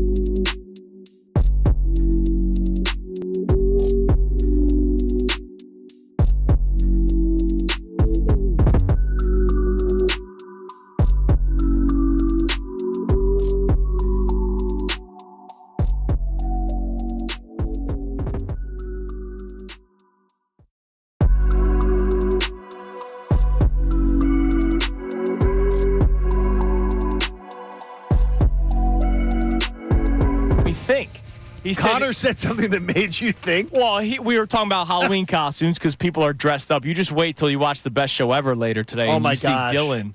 I hopefully will win the company contest because he needs the money to get back for buying that costume. It's a great costume. It's great.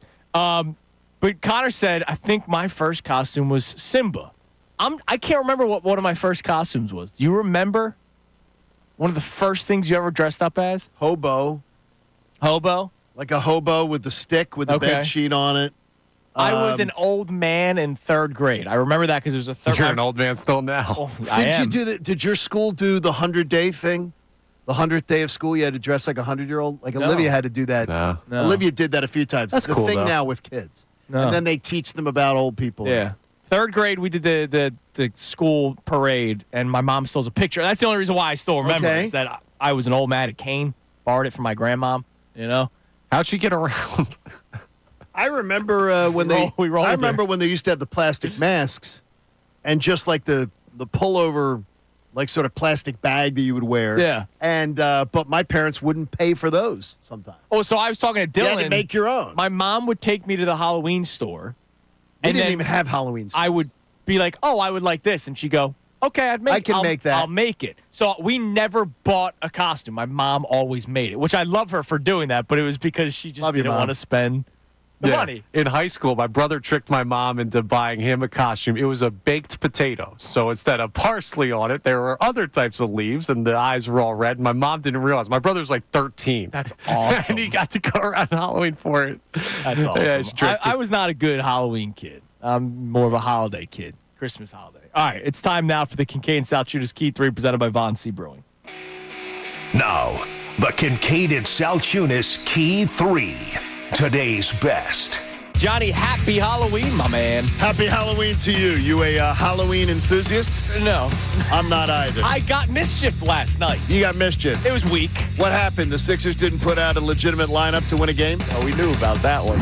What has been real about this Eagles team, and what do you think maybe is a little bit fluky about this Eagles team through the first half of the season? Hopefully, our conversation about the Eagles is better for the second half because it looks like they're on an upswing, John. I feel like they're on an upswing. I think this might be one of the easiest questions that a fan could ever answer. Okay. Because to me... Topic over there. Yeah, no, it's not that. It's the idea that I don't believe people are going to think like I do. I think since the bye week, we've seen the real Eagles. Yes, I agree with you. And there was a little bit of a ramp-up period. Don't want to offend anybody who's tired of hearing that term. There was a little bit of a ramp-up during the Cleveland game. And now we've seen two breakout efforts of this offense looking like it is. But I think a lot of people aren't going to buy into that assessment at all. So I think it will be more topic wide open because I believe that a lot of people think either it's been easier competition or this team is going to find a way to not find that sustainable. So do you think people are still hesitant? Yes. Oh, I absolutely do. I'm believing. I'm completely believing, but mainly because of the fact is the play of the last few weeks is affirming what I thought they would be. Well, yeah, exactly, and that's why I But feel that's about me confident. wanting. But that's about me wanting to be right. Yeah, Let's you be wanna honest. see it, yeah. I want to be right about. Okay, I think I know what I'm talking about. I think I know what this team's about. It's about me wanting to go. Okay, that looks like the team that pretty much I've been telling everybody I thought they could be. I think there's a lot of people who will be hesitant, and you know what? This team doesn't deserve the grace to just give them a blank slate of, oh yeah, we believe. They don't deserve Yeah, that. and you're totally right, but like just the other day we talked about this on the air. The next 4 weeks, right? Jags, Cowboys, Commanders, Rams. We straight up said if they go less than 3-1, if it's 2-2 or worse, like that's an extremely disappointing and frustrating stretch. 3-1, I feel like is kind of, hey, you better do it, and I expect them to do it. And if this team goes 4-0, you're going to have people trying to get Airbnbs on bourbon. Right, yeah, exactly. I mean, it's like, it's so weird. You're talking about the halfway point. We're sitting at the precipice. Right. But I think that it's one of those topics where I don't believe someone's going to be wrong if they doubt this Eagles team, especially after the way the Eagles kicked you in the privates last year. This team has a lot to prove. And I'm just choosing to believe that what I'm seeing is real.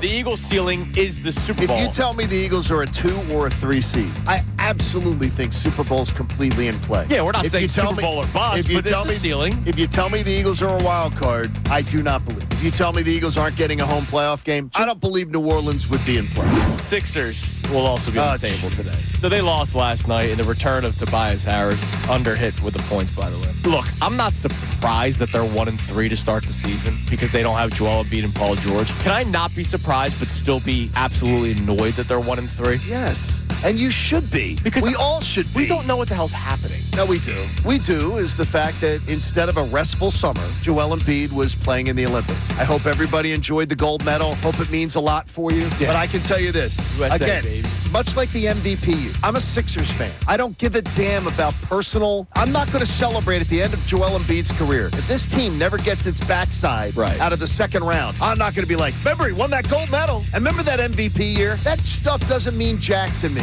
I'm not buying into the point where I'm saying Super Bowl, and I haven't reached NFC Championship yet. I believe this team can get there, but I'm not going to sit here going, all right, they made the turn, they're going to be in the NFC Championship game come January. But over the last 3 weeks, you have to feel so much better about this football team. I do, because I really believe that, like, all of a sudden I go, okay, now that looks like the team that I expected them to be all year long. But then I say to myself, why weren't they? All right, that's the Key 3 best minutes from today's show, presented by Von C. Brewing Company in Norristown. Check out their Key 3, the Stony Creek East Coast IPA, which is an American IPA with citrusy hop notes and a smooth, dry finish. The Uncle Jerry's Wit, which is a Belgian-style wheat beer. And for time purposes, make it quick, German John. It's the Helles beer that reminds you that you're not in Munich, you're in Norristown. The Helles is awesome. Great German ingredients. And now, normal John, come back and tell us about the AACR. Yeah, I have to support life-saving cancer research. Join our friends FT Young Heating and Air Conditioning. Make a donation today to the AACR, the American Association for Cancer Research. I can tell you, 97.5 The Fanatic /AACR, because cancer research saves lives. First of 3 weeks of testing today. Good luck. I'm heading to the cancer center. Good luck, Johnny. We will be thinking about you. All right, tomorrow is a Football Friday, which we can't wait for, which means Andrew Drachecko for the 8 o'clock hour, which means we get to put our feet up for the 8 o'clock hour, and we let the real football guy do the talking. Everybody have a great rest of your day. Enjoy your Halloween tonight. If you're driving through a neighborhood, I saw this last year. Slow down. There's kids running everywhere. I saw it last year, and it pissed me off. So just be careful when you're driving today. Mike Missanelli Show coming your way next with Bill Colarulo and Ray Dunn. Mr. Fence Builder, Bill Colarulo. Hear it next right here, 97.5 The Fanatic.